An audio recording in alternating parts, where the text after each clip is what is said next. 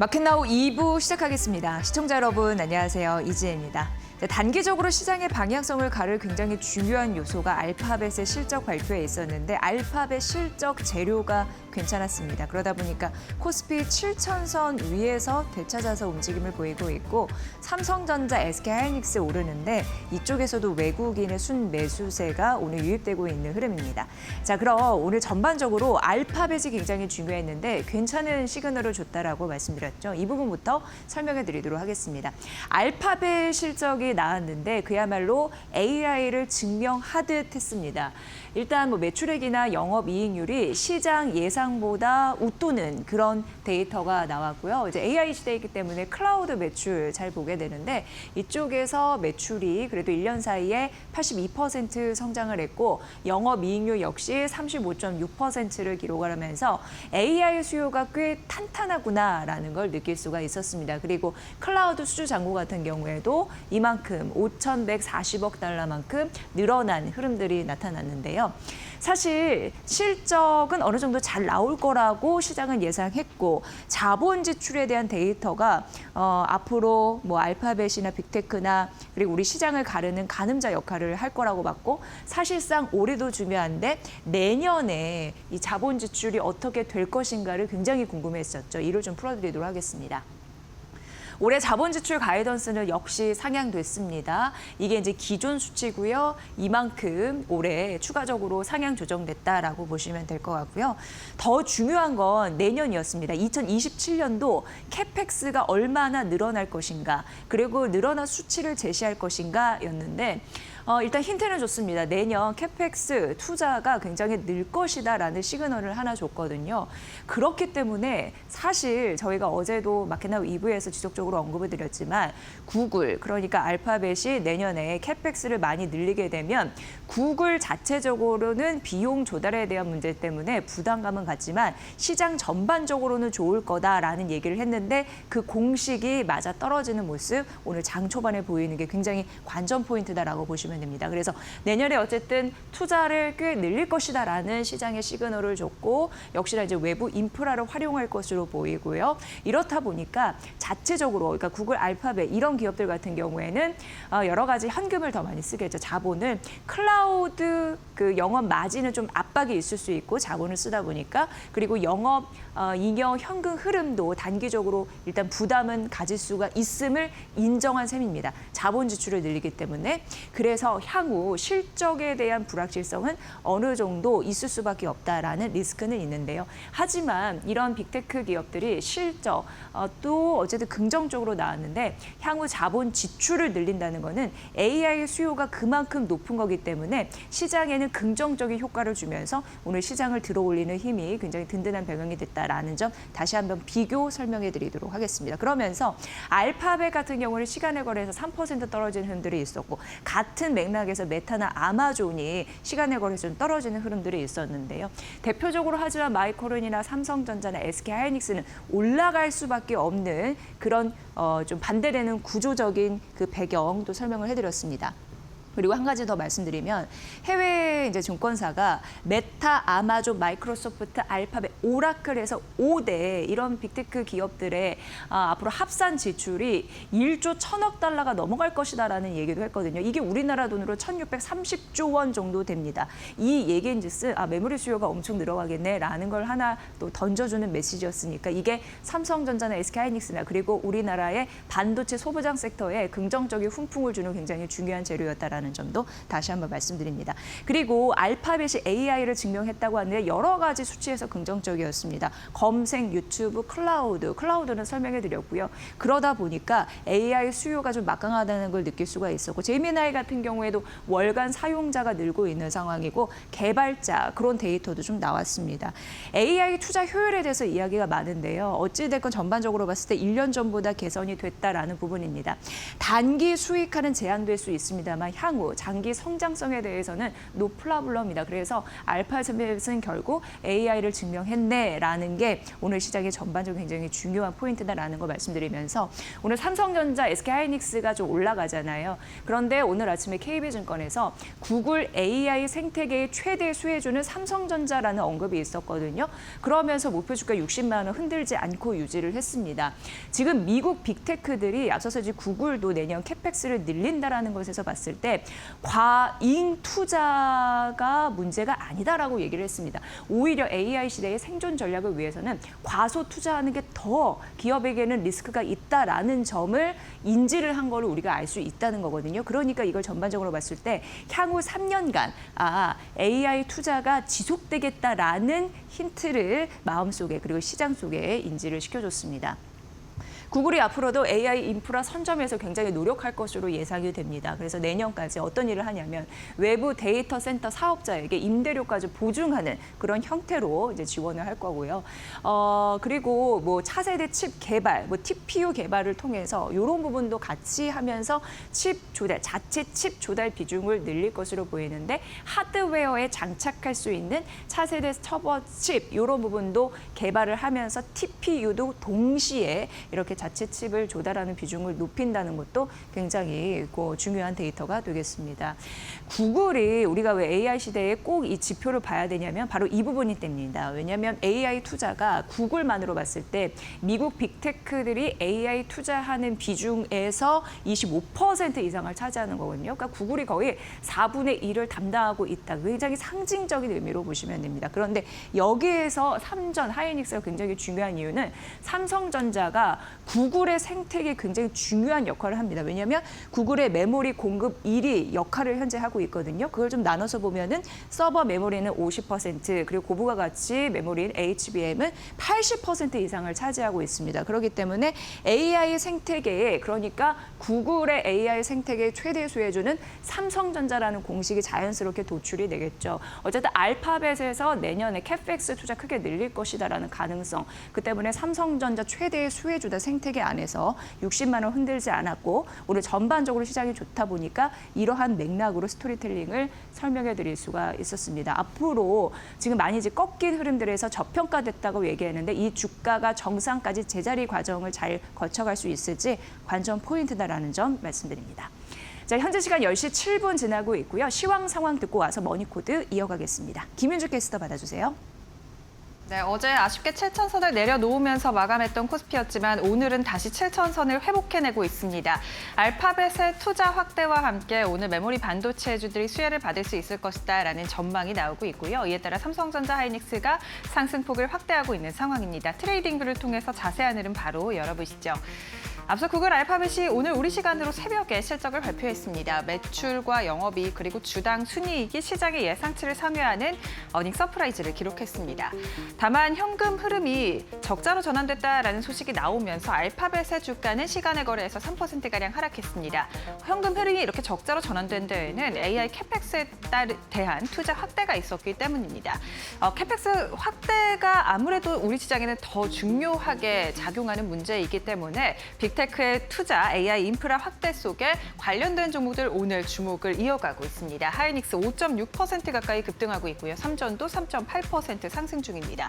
AI 데이터 센터 관련된 모멘텀으로도 함께 작용하면서 LS 일렉트릭이 7% 넘게 급등하고 있습니다. 미국 데이터 센터 전력 설비 관련된 섹터로 오늘 자금이 유입되고 있다는 점 확인되고요. 어제 가온전선이 두 자릿수 급등세로 마감을 했는데 오늘 시장에서도 다시 주목을 받고 있다는 점 확인됩니다. HD 현대 일렉트릭과 효성중공업도 5%, 3% 넘게 오르면서 전력 설비 3사 그리고 전선 관련주들이 데이터 센터 모멘텀 타고 움직여주고 있는 상황입니다.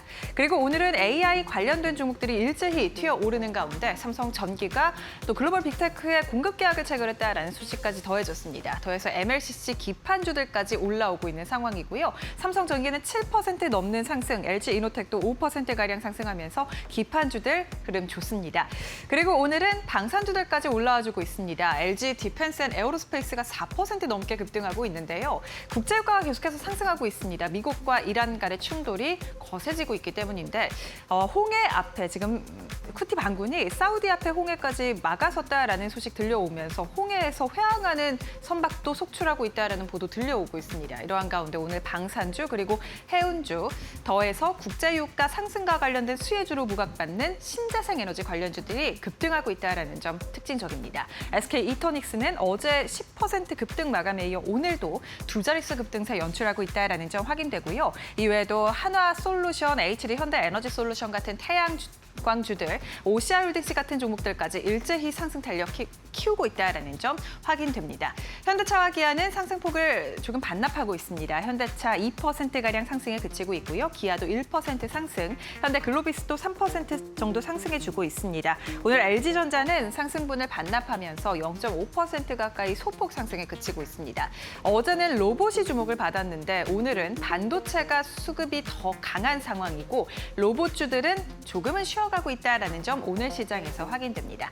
코스닥도 빠르게 열어보겠습니다. 오늘 코스닥 시장도 로봇 관련된 종목들이 시장에서 상승 탄력이 좀 줄어들었습니다. 로보티즈 같은 경우에는 장중 하락으로 전환이 되기도 했습니다. 현재 시간 기준으로는 모합권 내에서 등락을 반복하고 있는 상황이고요. 레인보우 로보틱스도 장 초반에 9% 가까이 튀어오르기도 했습니다만 현재 시간 2.4%가량 상승. 현대 무벡스도 일단은 오늘 6% 상승하고 있는데 로봇주들 안에서 종목별 차별화 장세가 펼쳐지고 있다는 점도 확인됩니다. 어제처럼 전방위적인 동반 강세 탄력이 붙고 있지는 않은 상황이고요.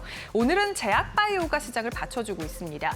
특히 알테오젠이 10% 넘게 급등하고 있고 어제 급락했던 HLB도 4% 상승 중입니다. 삼천당제약도 주가 회복하고 있는 상황이고 4% 넘게 올라줍니다. 이외에 ABL바이오, 리가캠 바이오사이언스까지 6%가량 올라주면서 오늘 제약바이오주의 투심이 다시 긍정적으로 개선됐다라는 점 확인되고 있습니다. 알테오젠이 시장을 이끌어주고 있는 상황이고요. 반도체 투톱의 상승과 함께 반도체 소부장까지 낙수 효과 퍼지고 있습니다. 특히 구글의 AI 캐펙스 확대가 눈에 띄게 나타났기 때문에 반도체 소부장이 오늘 시장에서 강세입니다. 제주반도체, 하나마이크론 상승 중이고요. 이외에도 장비주 상승세 이어지면서 원익 IPS, 주성 엔지니어링 2%가량 상승 중에 있습니다. 다만 PSK는 상승분 반납하면서 강보합권까지 내려왔습니다.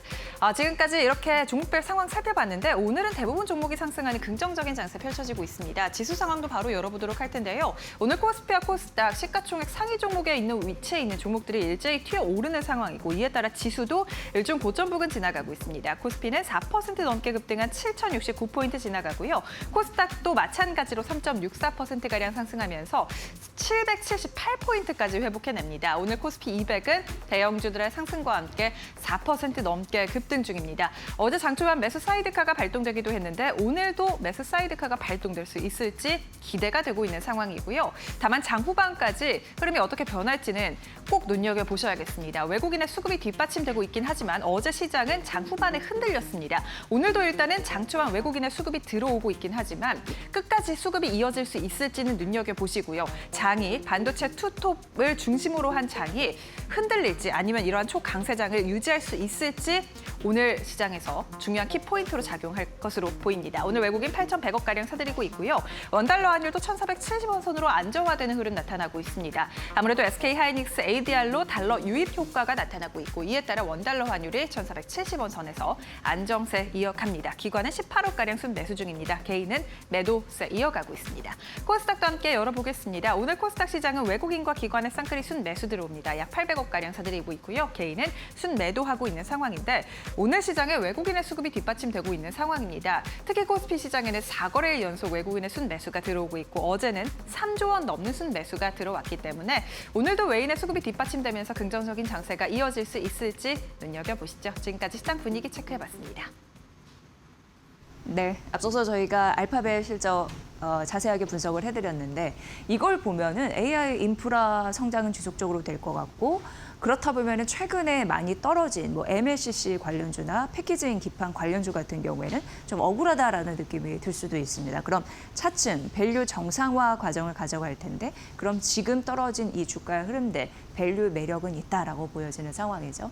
결과적으로 이럴 수 있는 이유는 핵심 펀더멘털에 대한 이상이 없기 때문에 이렇게 정리를 해볼 수도 있을 텐데요. 어쨌든 이제 7월 말 정도 실적 발표가 줄줄이 납니다. 그럼 이걸 확인한 이후에 반등 반등에 더한 여력을 더 생길 수 있는데 중장기적으로 봤을 때 매수 기회다라고 하면서 전기전자, 그 소부장 섹터에 대한 긍정적인 판단 KB증권에서는 언급을 했습니다. MLCC와 패키징 기판 같은 경우에는 이 호황이 최소입니다. 28년까지 지속이 될 가능성이 있다라는 부분인데 왜냐하면 공급, 이게 이제 반도체와 전반적으로 이 흐름이 그렇습니다. 공급은 제한적입니다. 그런데 사려는 사람은 굉장히 많죠. 수요는 늘고 있는 상황이고 그러다 보니까 하나를 팔아도 판매 실적이 높을 수 있습니다. 평균 판매 단가는 높아질 가능성이 있고 역시나 그거는 이걸 만들어내는 기업은 공급자 우위 경쟁력이 있음과 더불어서 공객과 공동 투자, 이건 뭐냐면 이제 제품을 많이 만들어내야 되잖아요. 공급이 제한되기 때문에 그러니까 설비 투자를 고객들이 일부 뭐 지원을 해주고 빚부담을 줄여주고 이러면서 만들 수 있는 환경을 같이 구축해낸 데에 대해 있습니다. 이거야말로 이제 공급자 우위의 결정적인 상황이다라고 얘기를 해볼 수 있는 거고요. 대표적으로 MLCC 패키징 기판하면 당연히 두 가지 종목이 떠오르실 텐데 삼성전기와 LG 이노테 오늘 반등하는 이유는 그동안 많이 떨어졌던 그런 기술적인 반등의 흐름 여분까지도 가져갈 수 있습니다. 왜냐하면 고점 대비 40% 각각 57% 떨어지는 급락의 흐름들이 있었거든요.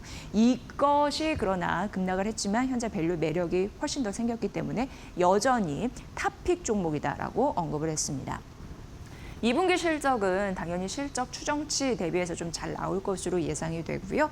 빅테크 장기적으로 계약을 맺으면서 안정적인 실적 앞으로 나올 수가 있고 이렇다 치면 실적 추정치 예상되는, 그러니까 증권사에서 추정치를 매긴 게 더 가까운 답이 될 수 있다는 걸 시장이 안심할 수 있거든요. 그러한 패턴으로 봤을 때 지금 장기적으로 매수 기회이다. 이런 전략이었으니까 잘 참고해 보시면 될 것 같습니다. 최소 2년간 호황이 이어질 가능성이 있다고 하니까 이 데이터도 한번 확인해 보시고요. 네, SK 이노베이션 보도록 하겠습니다. 일단 SK 이노베이션의 이슈가 있는데 최근 이제 공시가 나왔습니다. SK 차이나를 팔아서 AI 투자를 하겠다라는 건데 SK 차이나는 SK 그룹의 뭐 중국 그룹 사업을 하는 곳인데 물류, 뭐 벤처 투자, 뭐 부동산 이런 그런 사업을 이제 맡아서 하는 부분입니다. 근데 SK 차이나를 20% 정도 지분을 매각하면서 9천억 원 정도 수령을 하거든요. 이 금액을 어디서 쓰느냐? 주주 환원 정책 그리고 AI 성장 재원을 확보하기 위해서 이 돈을 쓴다라는 부분이고요. 이 얘기인즉슨 핵심 자산 말고 비핵심 자산을 줄이면서 그 판 돈으로 더 될 수 있는 성장 동력에 밀어준다 이렇게 보시면 될 것 같습니다. 최근 이재명 대통령이 최근이었죠. 한 6월 말 정도에 예상이 되는데 생각이 되는데 호남 쪽 반도체 클러스터를 2030년까지입니다. 이거 사실 얼마 남지 않았습니다. 800조 원 이상을 이제 투자하겠다라고 예상을 했는데 이것만 보더라도 호남권입니다. 호남권만 봐도 전력 수요에 대한 그 급증 가능성이 있습니다. 전력 수요가 크게 날 가능성이 있는데 4개의 그러니까 4개의 공장만 하더라도 선왕권 전략 소비에 이 70에서 80%를 쓴다고 하니까 이거 굉장히 중요한 축이 될 것 같습니다. 그러니까 이쪽에서 머니 무브가 이루어지는 거고 이 머니 무브에 대한 투자 트렌드를 잘 파악하시는 게 굉장히 중요한 관건이 될 것 같고요. SK 이노베이션을 굳이 꼽는 이유는 이 JP모건에서도 그렇고 SK 이노베이션 그리고 SK 그룹 이런 부분이 AI 풀스택을 구축하고 있다라고 언급을 했거든요.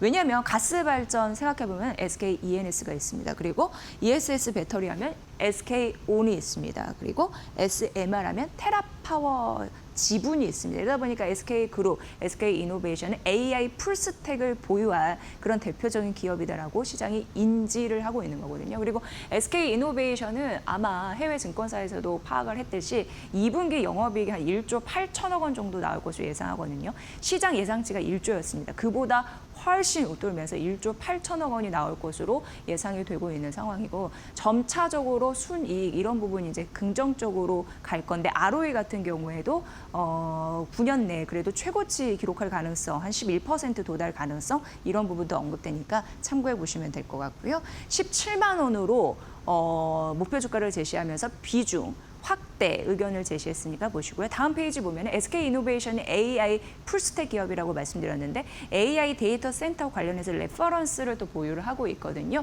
그 부분도 언급해 보도록 하겠습니다. 그러니까 아마존 웹 서비스와 울산에 AI 데이터 센터 구축 중이거든요. 그리고 이것을 확장하겠다라는 의지를 갖고 있고 베트남과도 AI 데이터 센터 개발 그런 이슈가 있는데 사실 요거가 한국형 AI 풀스택의 첫 해외 진출이어서 사실상 SK이노베이션 입장에서는 상징적인 의미를 가지고 있습니다. 그리고 SK 엠무브 SKT와 협력해서 액체 냉각 기술을 배치함과 동시에 SK온 앞서서 말씀드렸죠. ESS 공급 가능성도 높아서 AI 에너지 시대의 그 풀스택에 대한 이미지 여전히 있다라는 부분에서 레퍼런스를 확보했기 때문에 앞으로도 추가적으로 상징 모멘텀이 더 확장되면서 기업 가치 밸류가 업될 가능성이 있다라는 데에 주목을 했습니다. 비중 확대 의견 JP모건에서 SK이노베이션이 얘기했으니까 이 부분 참고해 보시면 될 것 같습니다.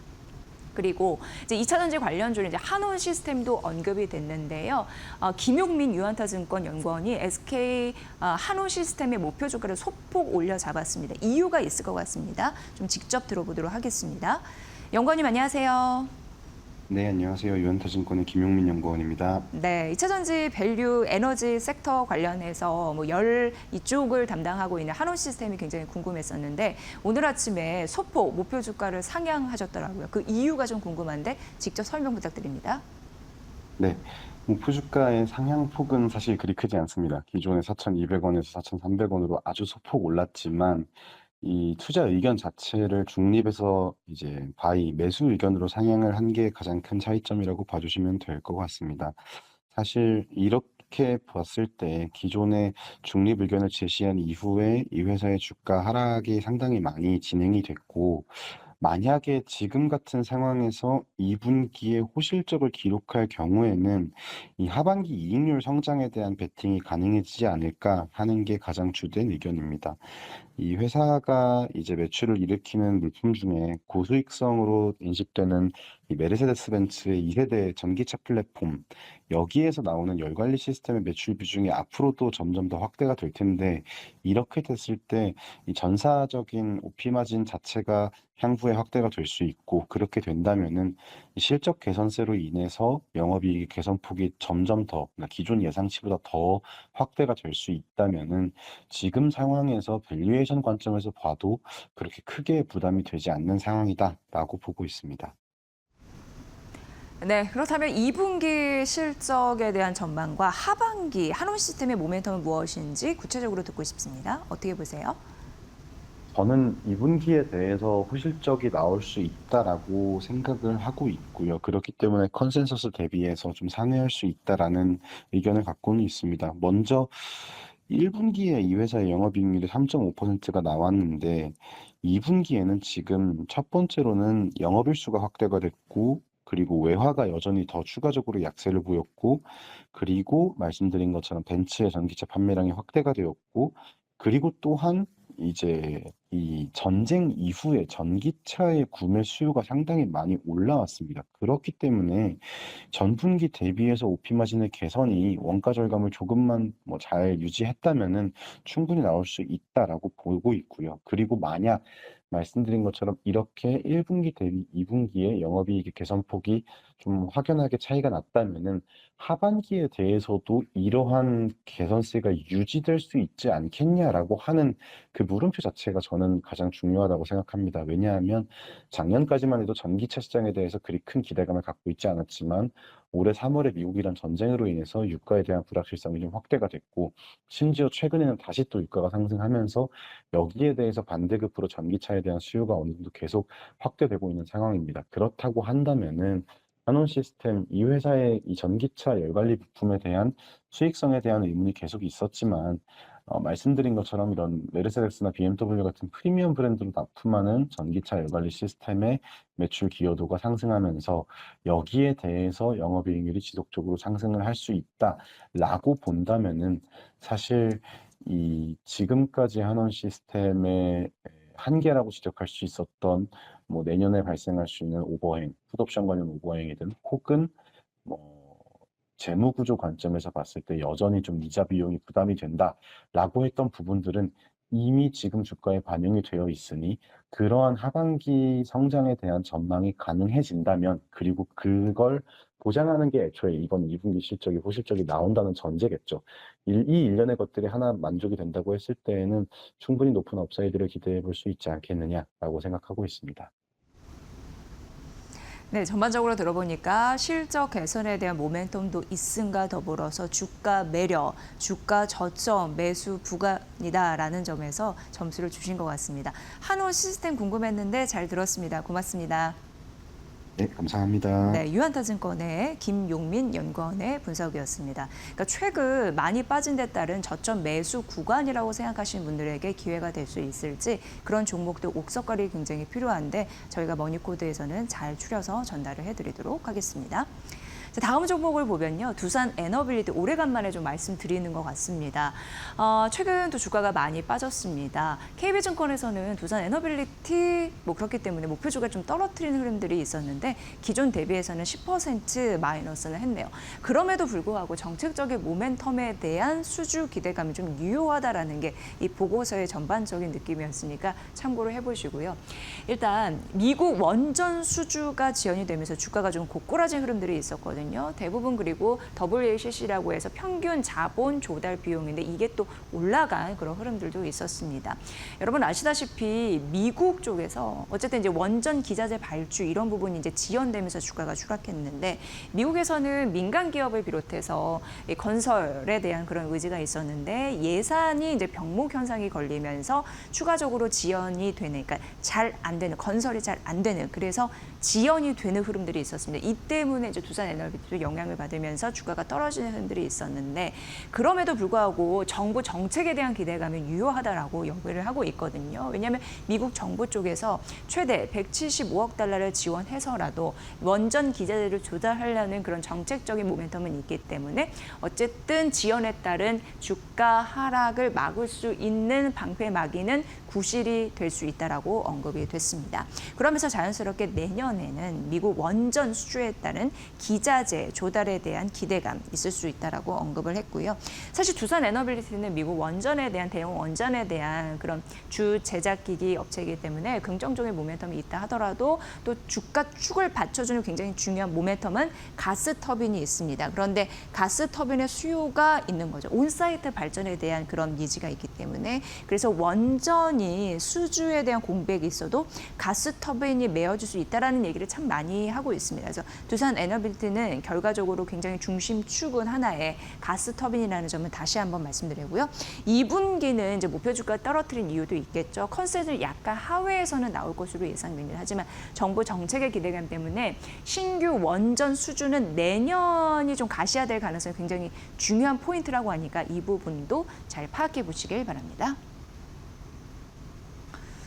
네, 다음 이제 통신주 보도록 하겠습니다. 이제 하나증권에서 통신주를 좀 자세하게 분석을 해놨는데 이 통신주의 대세 상승, 그리고 무서운 2차 상승이 어쩌면 올 수도 있다라고 얘기를 했습니다. 하나하나 좀 따져보면요. 굉장히 초대형 이벤트가 발생을 했거든요. 어퍼 C 밴드라고 해서 이걸 이제 그 주파수를 써놨는데 새로운 주파수입니다. 그리고 초대형 이벤트입니다.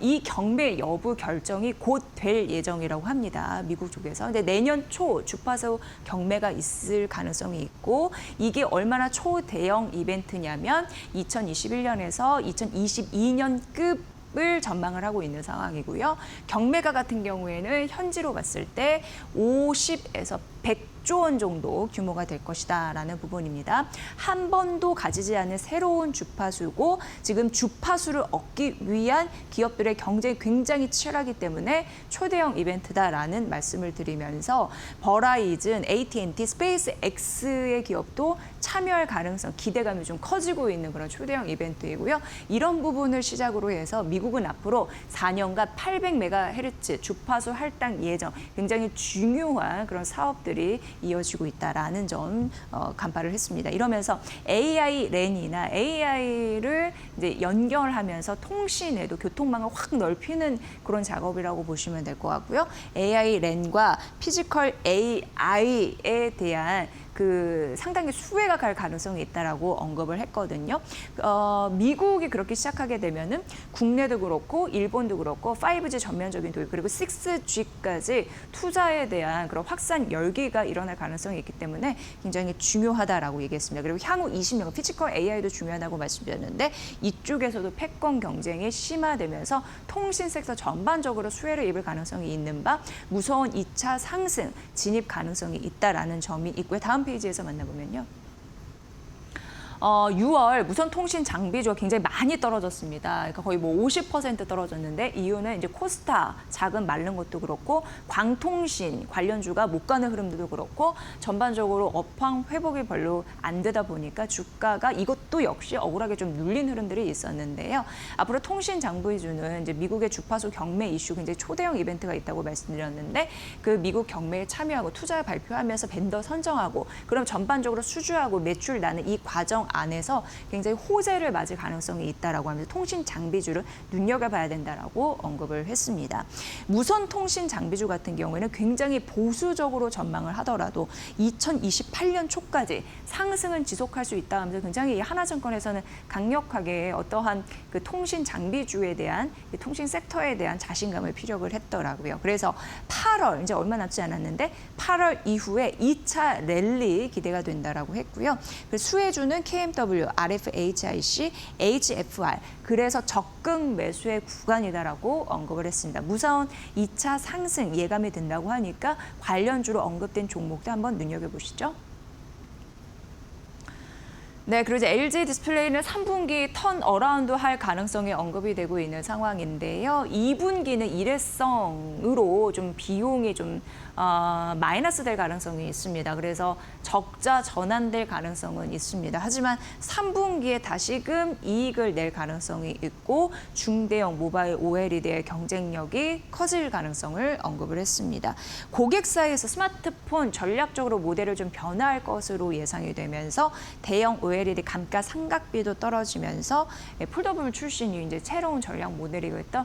긍정적인 그런 턴 어라운드가 3분기에 시작될 가능성이 있어서 2분기 너무 놀라지 말고 3분기 바라보면서 LG 디스플레이는 전략을 세워라라는 부분이었으니까 대신증권이 바라보는 시각도 참고해 보시고요.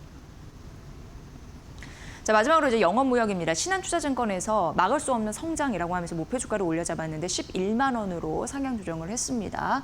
일단 소비 경기에 대해서 영향이 제한적인 고객사 덕분이다라는 게 큰 축이었고요. 대표적으로 노스페이스, 파타고니아 이 성장세를 긍정적으로 봤고 아크트리틱 같은 경우에도 매출 성장이 10%로 OEM 매출 성장을 좀 긍정적으로 바라봤습니다. 그리고 중요한 자회사 이제 스캇 같은 경우에도 영업 적자가 폭이 좀 줍니다. 영업 적자가 주니까 이익에 좀 기여하는 그런 자회사가 이제 되고 있고요. 원화 약세 수혜도 일부 받아가면서 순이익까지 환 효과가 가능한 어떻게 보면은 대표적인 유일한 의류 OEM사라고 하면서 상징적인 의미를 얘기를 했습니다. 성장 앞으로 긍정적이라고 하니까 11만 원 목표 주가 상향 조정한 이유 이쪽에서도 있다라는 점 말씀드립니다. 오늘 영업무역까지 살펴봤습니다. 네, 오늘 알파벳이 긍정적인 재료를 주면서 시장을 좀 들어 올리는 흐름 있는데요. 우리는 여기서 더 한 발 어떻게 가야 될지 김태훈 이데일리 온 파트너 연결해 보도록 하겠습니다. 반갑습니다. 네, 안녕하세요. 네, 전략 들어볼게요. 네, 미국-이란 전쟁이 격화되면서 국제유가가 많이 오르고 있습니다. 우리나라는 에너지를 전량 수입해오고 있기 때문에 우리나라는 국제유가가 오르면 경제 전반에 큰 부담이 작용하고 있죠. 여기다가 한국은행이 원달러 환율 방어를 위해서 금리 인상에 나서고 있는데요. 이럴 때 말 그대로 이 국제유가까지 올라버리면 인플레이션에 대한 우려까지 있습니다. 그렇다면 한국은행 금리 인상이 더 강하게 나올 수가 있는 것이죠. 그렇기 때문에 더더욱 이제 우리 하반기에는 이제 상반기 때 실적이 좋았던 종목들만 포트에 담아야 되는 시기입니다. 금리 인상할 때는 무조건 실적이 좋은 종목들을 해야 그나마도 하반기 때 실적을 유지할 수가 있습니다.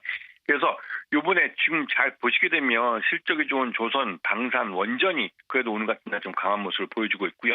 이거는 실적 시즌이 왔다는 것을 그대로 잘 보여주고 있는 겁니다. 거기다가 전력 관련주주, 그다음에 금융주, 증권주, 확실히 1분기 때 실적이 좋았던 종목들이 지금도 증시 호황 때문에 주가가 오르든 내리든 거래가 이루어지면 증권주들은 돈을 법니다. 그래서 이런 종목들이 지금 내 포트에 담아야 할 때고, 어제 삼성전자가 드디어 RX 추진사업실이라고 해서 이 로봇에 대한 이 비전을 제시하는 모습을 보여줬습니다. 그것도 이제 그 DX 사업부의 대표이신 분이 노태문 대표가 나와서 직접 말을 했기 때문에 이 가전 쪽을 보강해주기 위해서 로봇 사업은 이 삼성전자의 그러니까 가전 쪽인 DX 사업부에서 하는 걸로 정리가 된 것 같습니다. 이제 삼성도 로봇 사업에 대해서 본격적인 청사진을 제시하면서 이번에 CES 2027에 좋은 긍정적인 재료들을 내놓을 가능성이 높습니다. 로봇주가 삼성전자가 이렇게 정리가 되면 제일 먼저 봐야 될 종목은 역시 레인보우 로보틱스죠. 이 레인보우 로보틱스는 삼성그룹이 삼성전자가 최대주로 있기 때문에 그런 부분을 잘 보셔야 되고요. 그런데 지금 삼성 쪽에서는 이런 그 로봇에 대한 것을 청사진을 제출하면 이제 본격적으로 투자를 하려고 하는 타이밍에 보스턴 다이내믹스는 이중 상장 논란이 발목을 잡고 있습니다. 이러다 보니 보스턴 다이내믹스 부품주들은 상대적으로 어제 로봇주들이 급등할 때 덜 오른 모습을 보였죠. 자, 그리고 이재명 대통령께서 이제 샌프란시스코를 방문하고 그 빅테크, 실리콘밸리의 빅테크 CEO들을 만나십니다. 그러면서 역시나 피지컬 AI에 대해서 뭔가 주문이 나오시겠죠. 그리고 삼성전자가 이번에 폴드오폰 그 모델을 내놨는데요.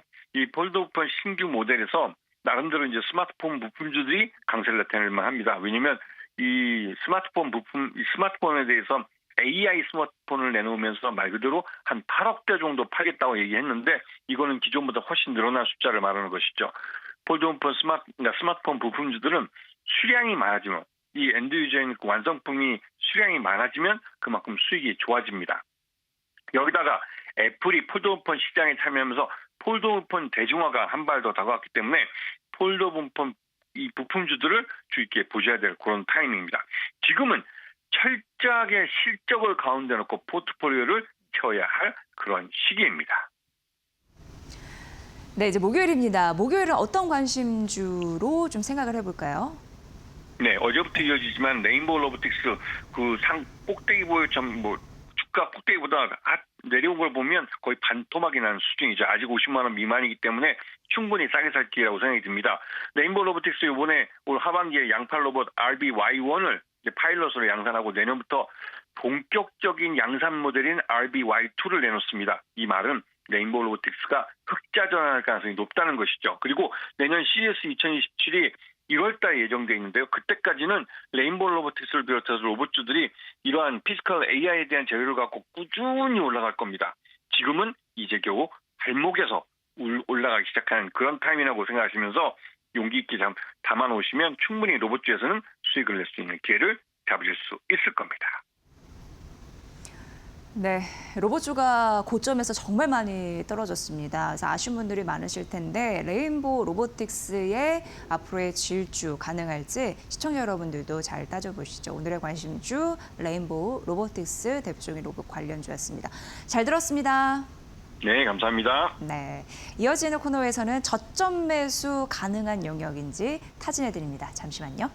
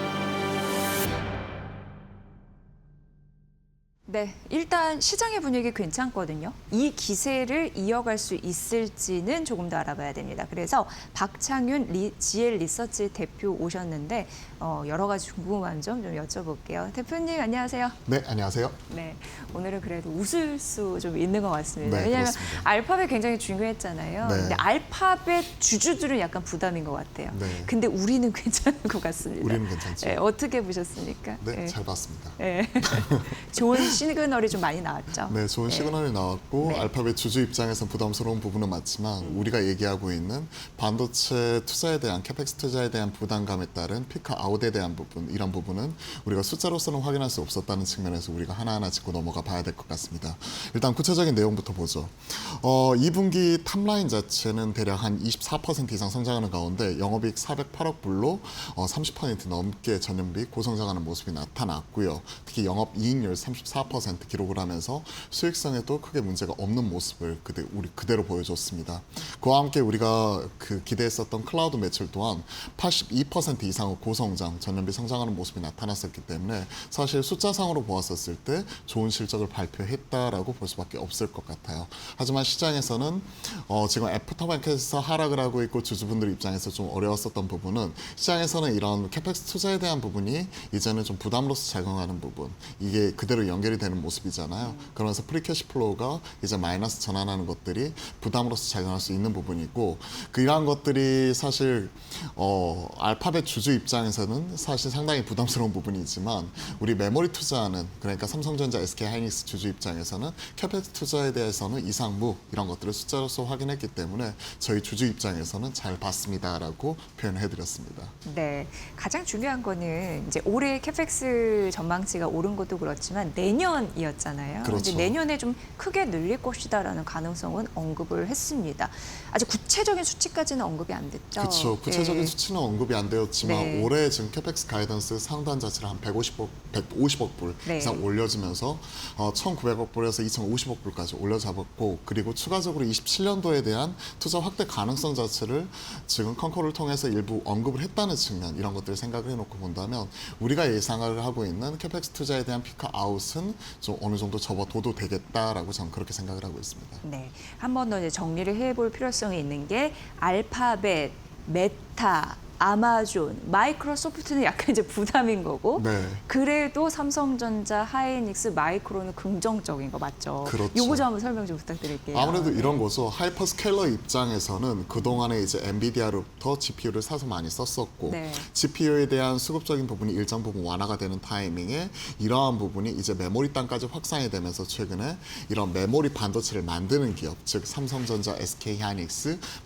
그런 기업들은 돈을 많이 벌고는 있지만 실제 메모리를 사다가 실제 서버를 구축을 하고 데이터 센터를 구축을 하고 있는 하이퍼스케일러들 입장에서는 이게 비용 부담이 되었던 거죠.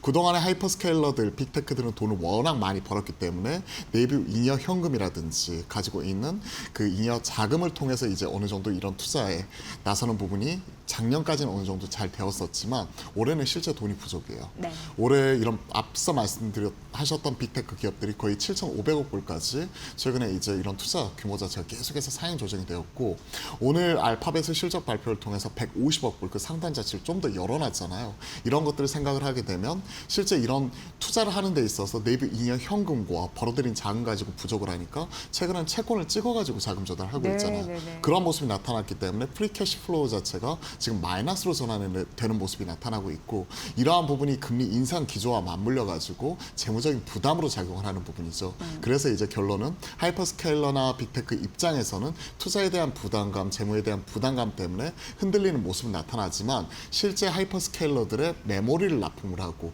기판을 납품을 하고 그와 관련돼서 AI 밸류체인 내에 있는 인프라 투자에 대해서 직접 수혜를 받고 있는 우리나라 전력 설비 같은 기업들 입장에서는 사실 상당히 좋은 환경은 계속해서 지속이 되고 있는 거죠. 다만 하이퍼스케일러들이 흔들릴 때 이 친구들이 흔들리면 향후 이렇게 캐펙스 투자 내년에도 할 수 있겠어? 그리고 이와 같은 이런 고수익성을 내고 있는 메모리 반도체 업체들 이런 부분에 마진 압력으로서 작용할 수 있지 않을까 하는 이런 우려감도 있기 때문에 최근에 시장이 흔들리는 부분이라고 생각하시면 될 것 같습니다. 네. 그러니까 미국 빅테크 기업들도 과잉 투자가 문제가 아니라 과소 투자가 우리는 더 어려운 거다. 더 이제 생존 위기다 이렇게 그렇죠. 얘기하면서 그걸 확실히 좀 느낄 수가 있었거든요. 어쨌든 이제 회사채 그러면서 발행하는 거에 대해서 시장이 약간 좀 무서워하고 있는 것 같긴 한데 그래도 우리 입장에서는 뭐 큰일 난 일은 아니다. 전반적으로 네. AI 수요가 급증하는 걸 좀 느낄 수 있다. 이렇게 정리해 볼 수 있을 것 같고요. 구글 실적이 굉장히 중요했던 이유는 구글이 AI 투자하는 게 전체의 25% 차지한다고 해서 막강한 실력을 갖고 있는 건데 어떻게 보면 우리나라의 이게 삼성전자가 구글 AI 생태계의 최대 수혜주다라는 것도 오늘 아침 리포트에 나왔더라고요. 네네. 그건 이제 메모리 공급 1위 기업이라서 그런데 삼성전자가 아직은 30만 원이 안 갔거든요. 네. SK 하이닉스도 오른다 하더라도 200만 원이 안 갔거든요. 네. 근데 뭐 KB증권도 목표 주가는 여전히 60만 원으로 제시하고 SK 하이닉스도 400만 원까지 갈 거라고 하거든요. 근데 믿을 수 있을까요? 어떻게 봐야 될까요? 앞에서 이런 네. 캐펙스 투자에 대한 노이즈가 나타났을 때도 지금 우리나라 반도체 하이닉스와 삼성전자의 EPS 추정치에 대한 변화 이런 것들은 크게 변함이 없었습니다. 오히려 최근에 이런 빅테크 하이퍼스케일러 향으로 인한 LTA 공급 계약이 꾸준히 증가를 하면서 삼성전자는 30% 이상의 LTA를 통해서 우리가 확인을 하는 부분이고 SK 하이닉스도 이런 부분이 계속 우상향이 되는 모습이 나타나고 있죠. 그러한 부분으로 인해 내년도에는 대략 한 70% 이상의 이런 빅테크 하이퍼스케일러 향으로 LTA 공급 계약을 기반으로 지금 들어갈 것으로 지금 추정이 되고 있는 상황이기 때문에 사실 실적에 대해서는 크게 이견 없는 상황이에요. 삼성전자의 경우에는 올해 한 400억 불 전후 그리고 내년에 530억 불까지 바라보고 있는 부분이고 SK하이닉스는 올해 한 260억 불 내년에 거의 한 400억 불까지 지금 현재 시장에서는 바라보고 있는 상황이기 때문에 죄송합니다. 400조죠. 400조까지 바라보고 억불하고 헷갈렸네요. 네네네. 400조까지 바라보고 있고 내년도 삼성전자는 530조까지 바라보고 있는 부분이죠. 이러한 부분이기 때문에 크게 이견 없는 상황입니다. 지금 포워드 EPS 기준으로 바라보게 되는 PER도 SK하이닉스가 4.6배, 삼성전자가 대략 한 4.5배 전후에서 움직이고 있는데 마이크론이 많이 떨어지고 있지만 아직까지 한 6배 전후에서 움직이고 있거든요. 그렇기 때문에 어느 정도 이제 최근에 이제 눈높이 자체가 많이 다운된 것 자체는 맞지만 일정 부분 이에 따른 노이즈가 해소가 된 이후에는 결국 근본적인 실적과 펀더멘털을 기인한 우상향, 업사이드를 좀 바라보면서 현 시점에서는 두려워할 수도 있지만 그래도 현 시점 이 정도까지 빠졌으면 용기를 좀 내봐야 되지 않나. 전 그렇게 생각을 하고 있습니다. 네, 뭐 전기전자 섹터 최소 2년간 호황이 지속이 됩니다라고 하면서 사실 이제 삼성전기, LG 이노텍도 너무 많이 빠져서 줍줍해야 될까 많은 분들 고민하셨는데 네. 반도체 전반적으로 늘려보면 어때요? 이런 것 같아요. 네. 일단 삼성전자가 대략 한 35% 상대적으로 좀 선방을 했고 SK하이닉스는 지난 한 달 동안에 무려 44%나 급락을 해버렸습니다.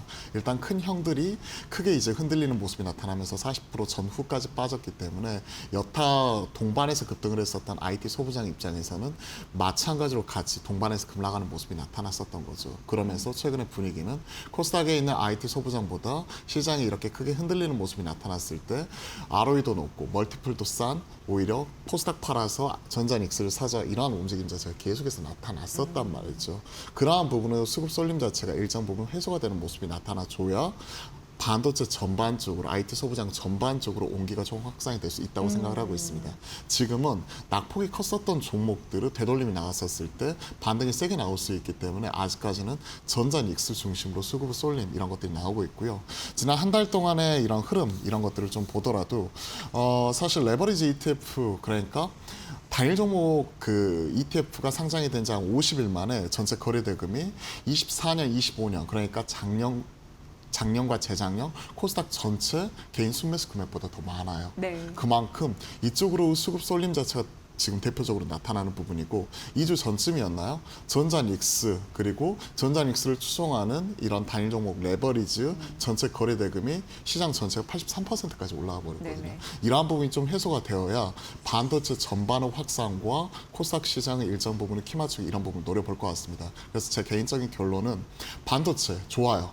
대표적인 부분 자체는 맞지만 일단은 전자닉스가 유독 많이 한 40% 전후까지 둘 다 빠졌기 때문에 이러한 부분이 회복이 된 이후에 형들이 가고 나서 그 다음에 IT 소부장 동생들도 어느 정도 키 맞추기와 그 제자리를 찾아갈 수 있지 않을까 전 그렇게 생각을 하고 있습니다. 네.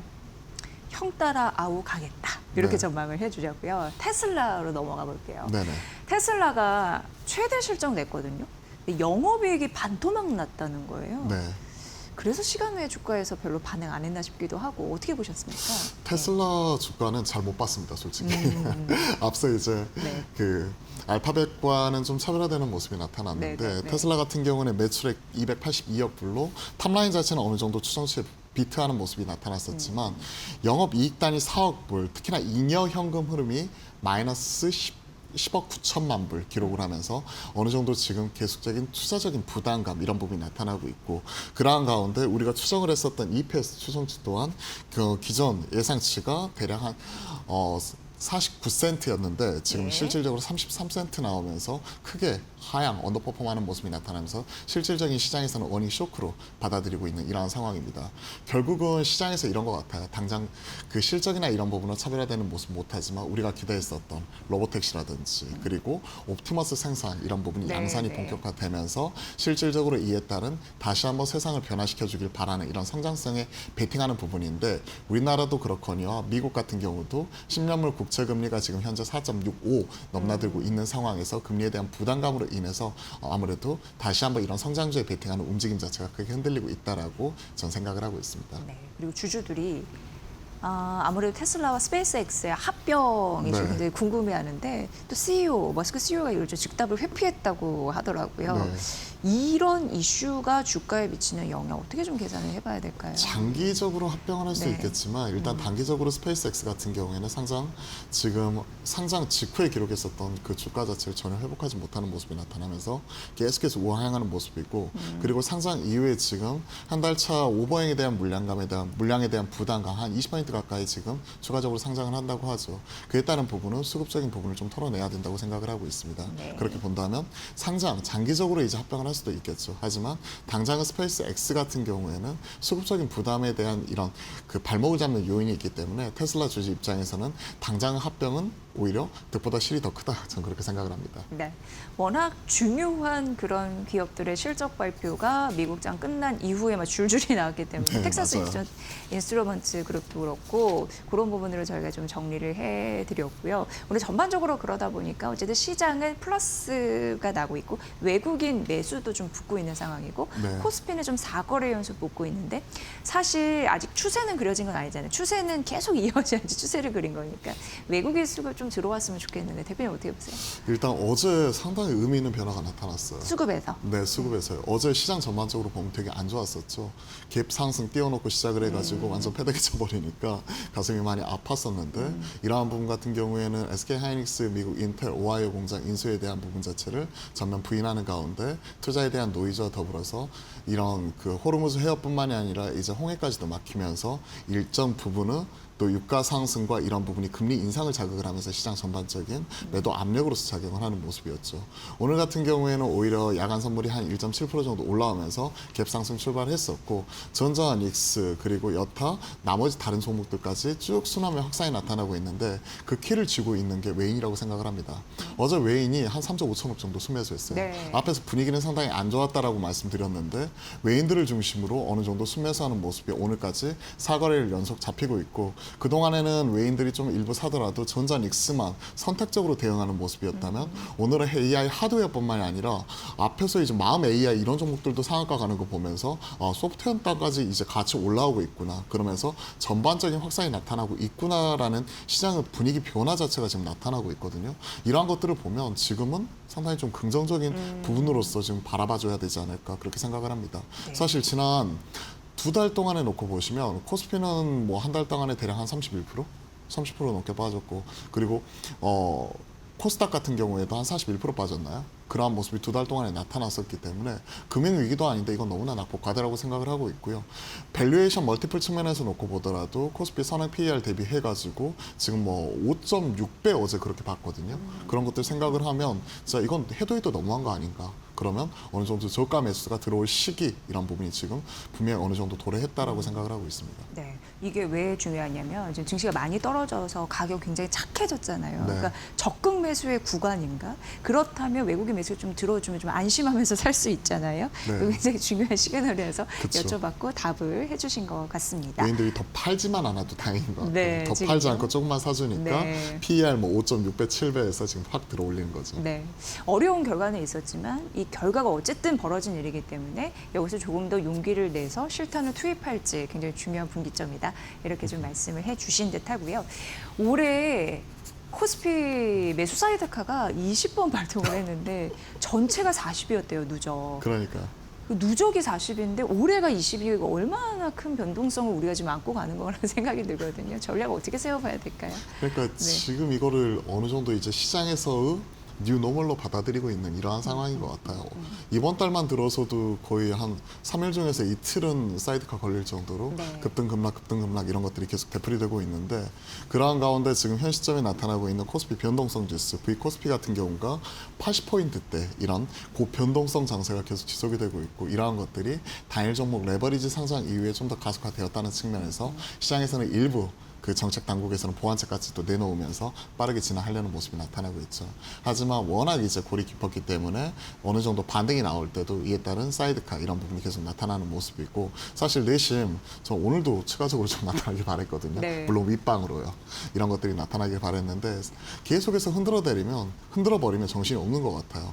사실 그렇잖아요. 막 땅이 흔들리고 있는데 내가 정신 차리고 내 본업에 집중할 수 있을까요? 딱 그런 상황이잖아요. 않지만. 그렇죠. 그럼 네. 어느 정도 이런 부분이 좀 안정화되기를 바라고 있고요. 이런 단일 종목 레버리지에 대한 부분, 이런 부분 앞에서도 말씀드렸는데 24년, 25년 개인은 코스닥 순매수보다 단일 종목 레버리지 지금 나온 이후에 50일 동안 순매수가 많다는 거는 그건 분명히 정상은 아니라고 생각을 하고 있고요. 이런 걸로 인해서 최근에 S7이라는 신조어가 나올 정도로 이 종목으로 쏠림 자체가 나타나고 있고 앞에서 이제 S2 이런 레버리지까지 포함하면 83% 그리고 S7 같은 경우가 2주 전에 90%가 넘어갔거든요.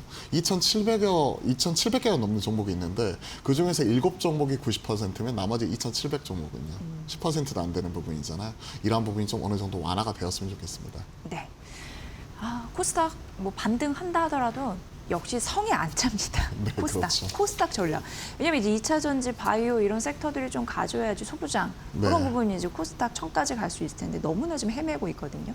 거래 대금도 쭉 말라 있고. 네. 어떻게 보세요, 대표님? 거래대금 같은 경우가 기존에 우리가 코로나 때도 그렇고 금융위기 때도 그렇고 저도 이제 시장에서 관련돼서 이제 매매를 했었지만 그때 우리가 코스닥의 거래대금 하한 그러니까 이 정도면 바닥이다라고 인지를 했었던 가격대가 대략 한 4조에서 5조였어요. 네네네. 근데 어제 거래대금 보면 대략 5조 4천억 그리고 그제 4조 6천억 기존에 한 4조 전후 정말 완전 바닥권에서 지금 완전 네, 기고 네, 있는 네, 상황이고 이러한 부분이 코스닥 전체의 거래대금보다 단일 종목 레버리지가 지금 현 시점에서 거래대금이 훨씬 더 많을 정도로 지금 이쪽으로 수급 쏠림이 나오고 있고요. 앞에서 반등이 나온다고 하더라도 양이 안 찬다는 게 그런 거잖아요. 10,000원에서 5,000원 떨어진 다음에 5,000원에서 5,200원 올라와 봤자 내 눈높이 원금은 10,000원이기 때문에 양이 안 찰 수밖에 없는 상황이죠.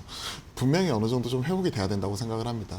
지금 거래대금 자체가 기존에 한창 우리가 장 좋을 때 1, 2월 달에 한 80조까지 갔다가 지금 어제 양 시장 합산해가지고 33조 원인데 이러한 부분이 좀 회복이 되는 모습이 나타나줘야 될 것 같아요. 최소한 60에서 70조 이상까지 회복이 돼야 되고 그렇게 본다면 코스닥도 지금 거래대금 4조, 5조가 아니라 10조 이상은 꾸준히 찍어줘야 된다고 생각을 네. 해요. 그런 모습이 나타나야 일정 부분은 코스닥의 활성화, 키 맞추기 이런 부분을 논해볼 수 있을 것 같은데 지금은 조금 올라오면 이거 팔아가지고 코스닥 SK 하이닉스 레버리지 사야지. 삼성전자 SK 하이닉스 신용으로 질러야지.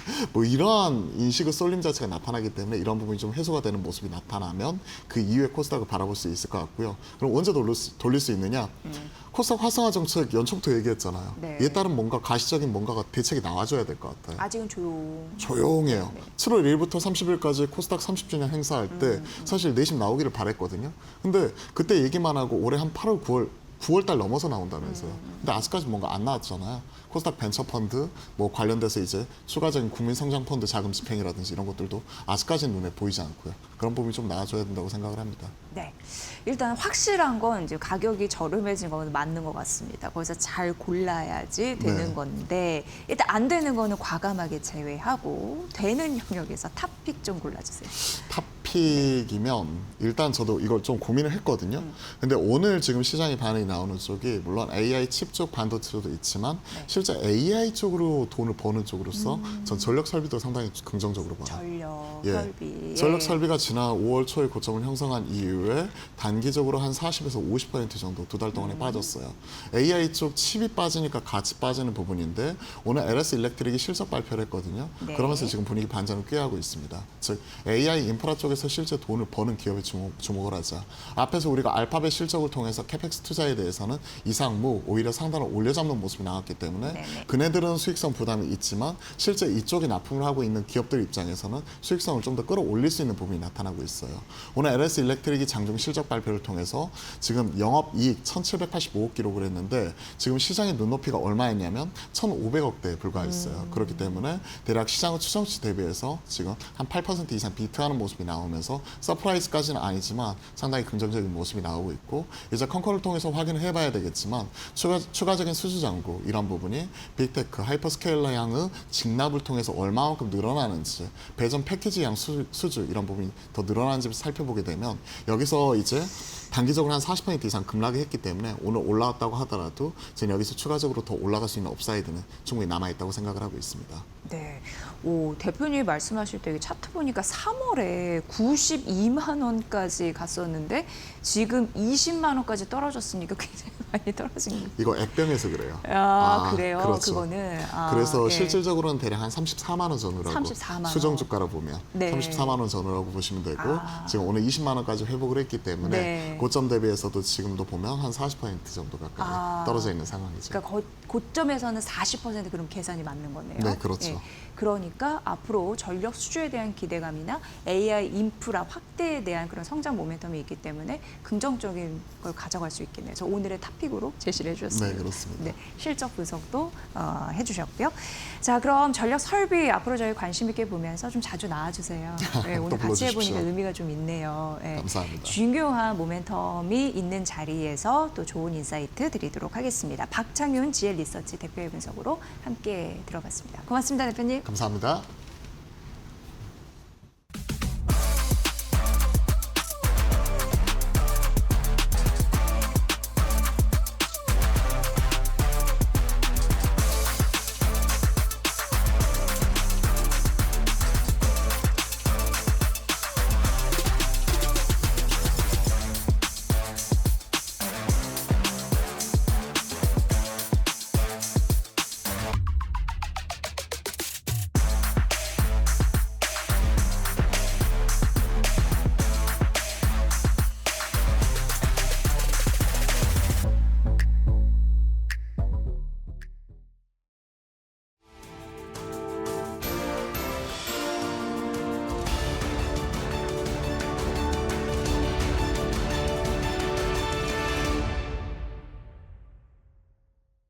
알파벳의 설비 투자 확대 소식에 오늘은 시장이 강합니다. 어제 장 막판에 관망세가 강했는데 결국에 시장에 긍정적인 뉴스가 들어오면서 오늘은 양대 지수 다시 장 초반부터 힘을 내고 있습니다.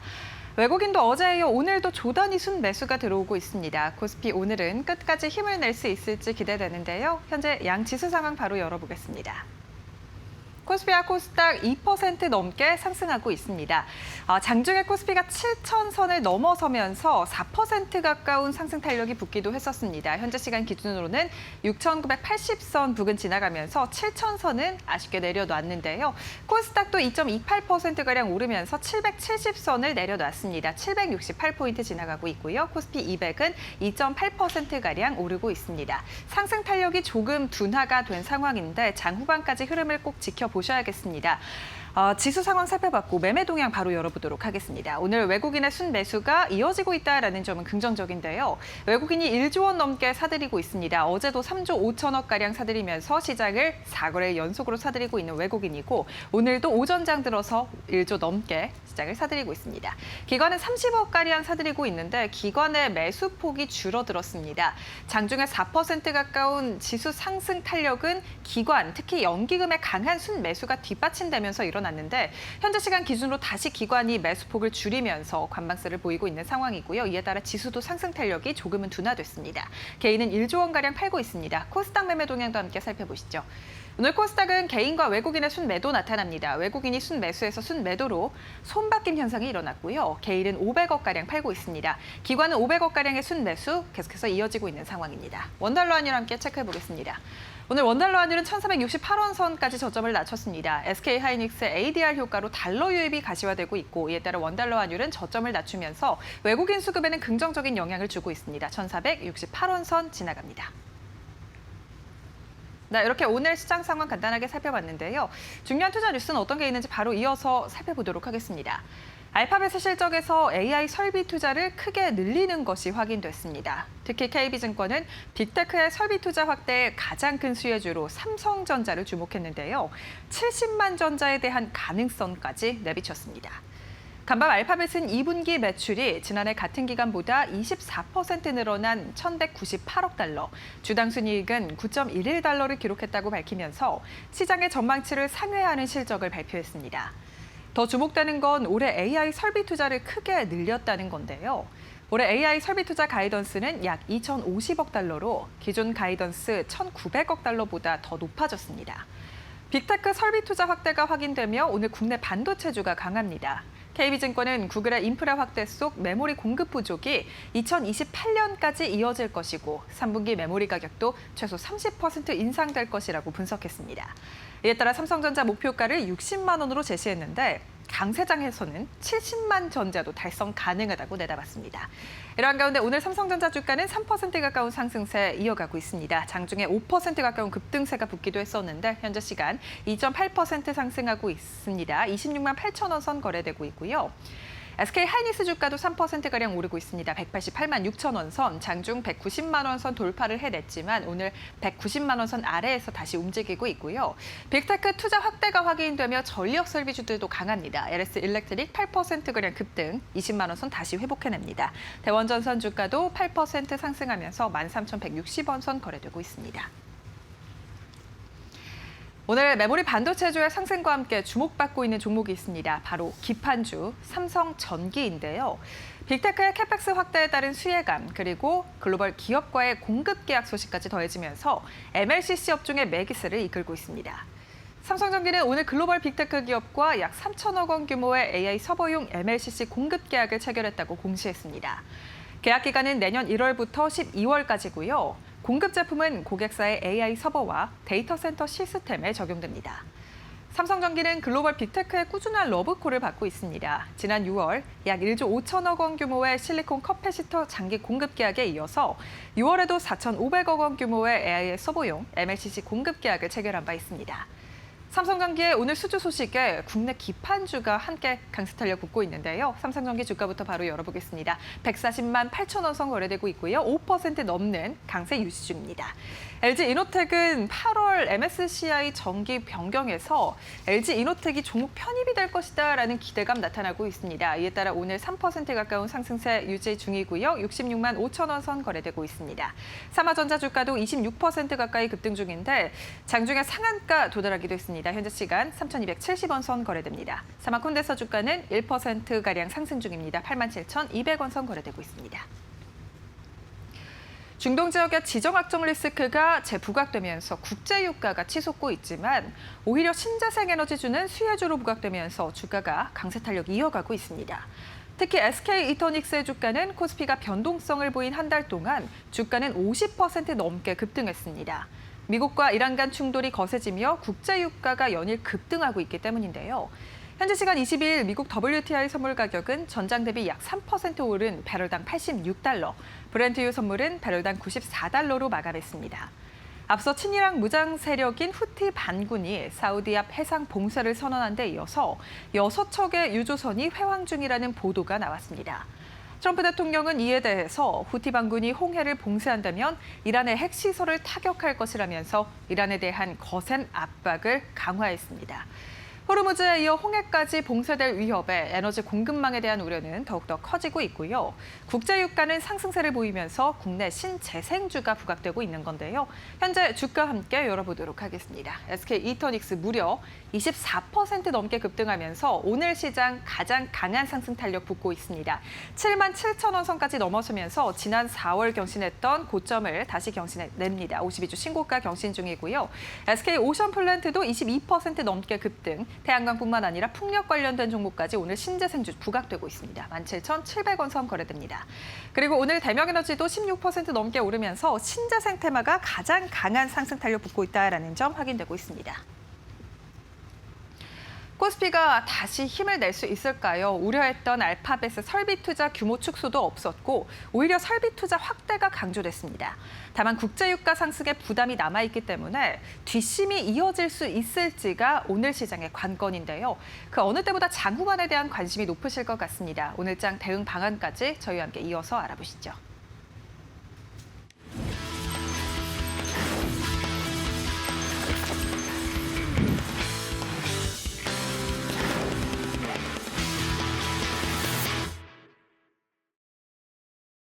상위 1% 초고수의 픽 시간입니다. 수익률 상위 1% 주식 고수들 오늘 어떤 전략 세우고 있을까요? 오늘 오전장 기준 고수들의 매수 사기 종목 1위부터 5위까지 살펴보겠습니다. 현대차가 오늘 매수 1순위 들어와 있습니다. 지금 삼성전자와 함께 로봇 분야의 협력에 나선다라는 소식에 기대감 받아가고 있는데요. 이 상승이 좀 장기적으로 이어질 수 있을지 잠시 후에 좀 자세한 전략 세워보도록 하겠습니다. 오늘 순위권에 LG CNS가 올라와 있습니다. 최근에 젠슨왕 회동 이후 주가가 계속해서 답답한 흐름을 보였는데 이번에는 스테이플 코인이 제도화된다라는 이야기에 좀 기대감 받아가고 있습니다. 이 밖에 오늘 삼성그룹주 분위기 좋고요. 지금 지주사도 함께 이름을 올리고 있습니다. 삼성전기도 오늘 시세를 분출하면서 이 매수 장바구니에 함께 들어와 있습니다. 이렇게 매수 상위 종목 5가지 함께 살펴봤는데요. 오늘 이 중에서도 현대차와 LG CNS 관련해서 자세한 이야기 나눠보도록 하겠습니다. 오늘도 이데일리 TV 신일섭 전문위원님 모시고 이야기 나눠보겠습니다. 위원님 안녕하세요. 위원님 오늘 피지컬 AI 섹터 분위기가 연일 좋은데요. 현대차 이 시세 좀 장기적으로 상승할 수 있을지 궁금합니다. 네, 지금 좀 아쉽죠. 현대차는 제자리로 거의 돌아갔습니다. 굉장히 좀 허무할 수가 있죠. 작년 12월부터 올해 1월까지 이 상승폭을 거의 되돌렸습니다. 이제 1월 달에 그 시가가 29만 9,500원이었습니다. 거기서 이제 100% 상승해서 59만 5천 원까지 찍었는데 그 1월 달에 최고가인 59만 5천 원에도 한참 못 미치는 지금 42만 원대에 있어요. 지금 1월 달에 시작가인 29만 9,500원보다는 높지만 거의 뭐 지금 1월 달에 매수해서 그대로 지금 6월 달까지 보유를 했다면은 그냥 너무 눈앞에서 신기루가 사라져버린 것 같은 느낌이 들겠죠. 80만 원 가까이 갔다가 사실 이 사람들은 되게 웃긴 거 아니고 다 인간은 그렇죠. 내가 갔다 온 것에 거기가 이제 저기로 생각을 합니다. 그 본전을 거기로 생각하지 않습니까, 다들? 그래서 야 78만 7천 원 갔다 와가지고 내가 수익인데도 손실 같아요, 느낌이.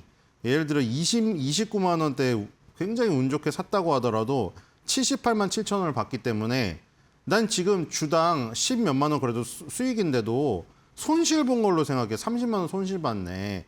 이런 느낌이에요, 지금. 왜냐면 그렇게 지금 저기 할 수밖에 없죠. 그 지점을 봐버렸기 때문에.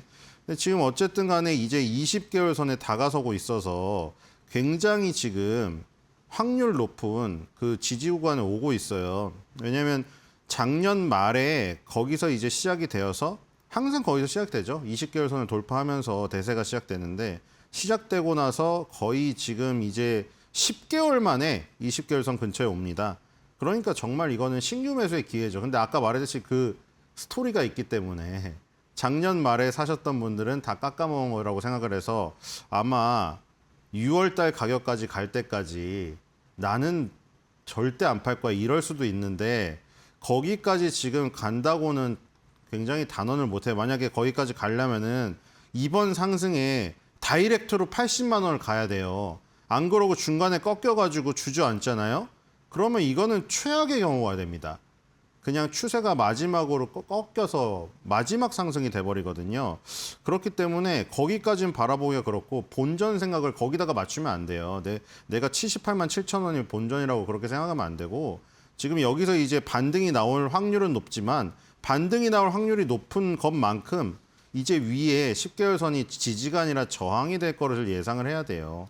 그래서 실질적인 목표 주가를 뭐 50만 원대 근처 요 정도로 짧게 생각을 하시고 그렇게 대응을 해야 되지 않을까 이런 생각이 듭니다. 자, 마지막으로 지금 코스피를 보시면은 코스피는 지금 10개월 선 위에 있잖아요. 근데 현대자동차는 아까 어디까지 갔어요? 20개월 선 근처까지 갔죠. 시장보다 훨씬 약한 종목이라는 겁니다. 그래서 피지컬 AI가 붙던 뭐가 붙던 지금 상황은 코스피보다도 약한 종목이니까 그거를 감안하셔가지고 상승 반등의 폭도 여러분들이 생각하는 것보다는 짧게 보셔야 되지 않을까 생각이 됩니다. 네, 현대차 지금 많이 빠졌기 때문에 매수의 기회이고 목표 주가는 50만 원으로 잡아주셨습니다.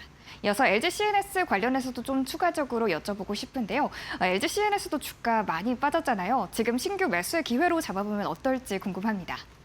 네, LG CNS는 지금 뒤에 한글로 치셔야 돼요. LG CNS 한글로 안 치고 영어로 한참 쳐도 안 나오죠. 자, 이 LG CNS 그리고 현대 오토에버 그리고 뭐 이 각 그 회사에 그 IT 담당하던 회사들이 있잖아요. 그런 회사들이 지금 이게 그 데이터 센터 관련주로 엮이기도 했고 LG CNS 같은 경우에는 또 스테이블 코인 관련주로 엮이기도 했어요. 그중에 뭐 원화 스테이블 코인이겠죠. 뭐 사람들이 이제 야 원화가 뭐 그 세계적으로 뭐 그렇게 저기 하냐. 아니 사실 달러가 워낙에 강하기 때문에 그렇죠. 달러도 있고 엔화도 있고 위안화도 요즘에 막 자기 거 내세우려고 하고 있고 근데 뭐 원화가 뭐 스테이블 코인으로서 얼마나 저기 발돋움할 수 있을 것인가. 근데 어쨌든 간에 스테이블 코인 시대가 올 것이면 확실하잖아요. 뭐 법적이라던가 막 제도적으로 열심히 지금 진척이 있는 것 같은데 LG CNS가 저기 이력이 있어서 그렇더라고요. 한국은행에서 디지털 화폐 플랫폼 만들어서 이제 뭐 시범 사업으로 돌리고 이러고 있는데 LG CNS가 중추적인 역할을 해서 거기에 얽혀 있어요. 근데 이제 LG CNS, 현대 오토에버 이런 종목들도 다 마찬가지인데 지금 상승폭을 다 까먹었거든요. 지금 그 LG CNS도 제자리로 돌아갔죠. 이것도 마찬가지예요. 본전 그 생각을 그 인간으로서 그럴 수밖에 없는 걸 아는데 당연히 그 생각을 버려야 됩니다. 이것도 그렇게 생각하겠죠. 6월 달에 16만 9천 원을 갔다 왔던 걸 봤기 때문에 야 나는 저게 본전인데 지금 6만 8천 원인데 저 3배를 가야 돼요. 여기서 지금 가려면 3배보다는 좀 덜하지만 지금 6만 8천 원에서 17만 원 가려면 대략 2배는 가야 될 거 아닙니까? 그렇죠? 근데 이게 여기서 2배를 가려면은 정말 급등이 나와야 되는데 사실 지금 상황에서는 에너지상으로 어렵죠. 그러니까 다 까먹었다고 생각하지 말고 지금 현재의 어떤 에너지를 생각을 하셔서 합리적으로 판단해야 돼요. 현대 오토에버도 마찬가지예요. 뭐 이런 거 한두 개가 아니에요. LG전자도 그렇고 여러분들. 다 그런데 지금 여기서 다시 고점을 가려면 아까 말한 대로 다이렉트로 가지 않으면 모양이 안 나와요. 여기서 가다가 어설프게 주저앉잖아요. 그러면은 모두 다 지금 월봉의 쌍봉으로 무너집니다. 그렇기 때문에 그러면 아까 말한 대로 지금 전고점을 돌파하는 그 에너지가 나와야 되는데 지금 에너지상으로는 그거를 상정하기가 좀 어렵습니다. 이게 지금 그렇게까지 지금 다시 가려면은 6월 달에 어떤 흐름이 나와야 되는데 5월 달, 6월 달에 그 강했던 흐름. 그러니까 코스피 지수 상으로 그냥 만을 바로 가야 돼요, 지금. 만 이상을 바로 가지 않으면 그런 에너지가 안 나와요. 그래서 조금 호흡을 짧게 가져가야 되지 않을까 이런 생각이 들고 아까 말했듯이 스테이블 코인이든 데이터 센터 관련주든 다시 얽혀가지고 LG CNS, 현대오토에버가 다시 부각이 되지 않는 이상 좀 목표 주가를 짧게 가져가야 되지 않을까 이런 생각이 들고 주봉에서 보시면 이렇게 되어 있습니다. 20주선 밑으로 내려가 버렸으니까 이제 20주선이 지지가 아니라 저항이 된 거죠. 그래서 합리적으로 생각했을 때 지금 한 7만 7천 원 그 정도 선을 일단은 목표 주가로 삼아야 되지 않을까 생각이 됩니다. 네, LG CNS 최근 주가가 조정을 받은 건 맞지만 전고점까지 돌파하기에는 시간이 조금 걸린다라고 이야기해 주셨고 목표 주가 7만 7천 원으로 제시해 주셨습니다. 이렇게 매수 상위 종목 전략까지 함께 세워봤고요. 이어서 매도 상위 종목도 곧바로 열어보겠습니다. 오늘 오전장 기준 고수들의 매도 상위 종목 1위부터 5위까지입니다. SK하이닉스가 지금 1순위로 들어와 있습니다. 장중에 190만 원 선을 회복하면서 고수들 기분 좋게 수익 내고 있고요. 이 밖에 LG전자도 3거래일 연속 상승불 키워내면서 매도 종목 들어와 있습니다. 삼성생명과 삼성전자, 우선주도 이름을 올리고 있고요. 한편 알테오젠 같은 경우에는 오늘 장중에 10% 넘는 시세 분출하기도 했습니다. 좀 이유가 있을지 잠시 후에 자세한 이야기 나눠보도록 하겠습니다. 이렇게 매도 상위 종목 5가지 함께 살펴봤고요. 오늘 이 중에서도 알테오젠 관련해서 조금 더 자세한 전략 세워보도록 하겠습니다. 위원님, 오늘 알테오젠 좀 오르는 특별한 이유가 있는지 상승을 좀 장기적으로 가져갈 수 있을지 궁금합니다. 알테오젠도 장기 상승을 담보하기는 어렵습니다. 제가 담보한다고 되는 것도 아니고 제가 담보하는 게 아니라 저는 그냥 기술적인 모습을 보고 지금 확률을 얘기하는 건데 알테오젠도 이미 꺾였죠, 시세가. 지금 그래서 뭐 장기적으로 지금 할 때는 아닌 것 같습니다. 장기적인 가능성을 지금 논하려면 2023년이라던가 2020년도 초반 이럴 때죠. 그러니까 지금 여기 보시면은 사람은 인간은 감정의 동물이라 막 이런 거 나오는 뉴스 보고 하면은 안 돼요. 지금도 마찬가지잖아요. 지금도 예를 들어 그 얼마 전에 젠스낭 회장 우리나라 방한했을 때 막 엄청 사람들이 뭐 기대를 많이 했잖아요. 그럼 이제 내가 인간 이상 동요가 된다고요. 젠스낭이 온다는데 우리나라 좋아지는 거 아니야? 또 깐부 회동하고. 근데 그때부터 안 먹히고 주가가 급락을 했단 말이에요. 그럼 뭔가 장치가 있어야 돼요. 감정에 동요하지 않은. 그리고 최근에도 마찬가지 아닙니까? 15,000피 무슨 삼성전자 50만 전자에 300만 닉스 뭐 보고서 나오고 막 우리 지금 보도도 많이 나왔잖아요. 시세 추종형이라고. 햇빛이 엄청 내리쬐고 있는데 맑은 날이 올 거라고 중계형 보고서를 내고 지금은 또 어떻게 됐어요? 비가 이미 와서 사람들 몸에 쫄딱 젖었는데 비 옵니다. 예보하는 보고서를 내고 있다고. 시세 추종형 보고서잖아요. 지금 주가가 다 이미 급락을 했는데 매도 보고서 목표 주가 하향 보고서 이제 나오고 있죠. 무슨 도움이 됩니까, 여러분들? 그 보고서가 도대체 증권사 보고서가 그냥 중계하고 있는 거죠. 그러니까 지금 무슨 장치를 만들어야 돼요. 그래서 제가 장기 상승을 논하려면 월봉에서 20개월 선에 지금 올라탄 다음에 거기서 올라가는 모습이 나와야 돼요, 이렇게. 근데 지금 어떻게 됐죠? 20개월 선을 쌍봉으로 무너뜨리고 있잖아요. 이렇게 된 거는 하락세의 시작이에요, 이거는. 그렇기 때문에 오늘 오르는 이유는 설명드릴 수 있어요. 근데 그건 저만 할 수 있는 거 다 할 수 있어요. 아니 뉴스만 보면 다 나오는 거 아니에요. 알테오젠 오늘 반등하는 이유가 뭡니까? 일단 저기 뭐 소송에서 하나 좋은 거 나왔더만요. 할로자임하고 알테오젠하고 서로 막 껄끄러운 관계에 있는 거 아시죠? 그 두 개의 기술이 부딪히고 있거든요.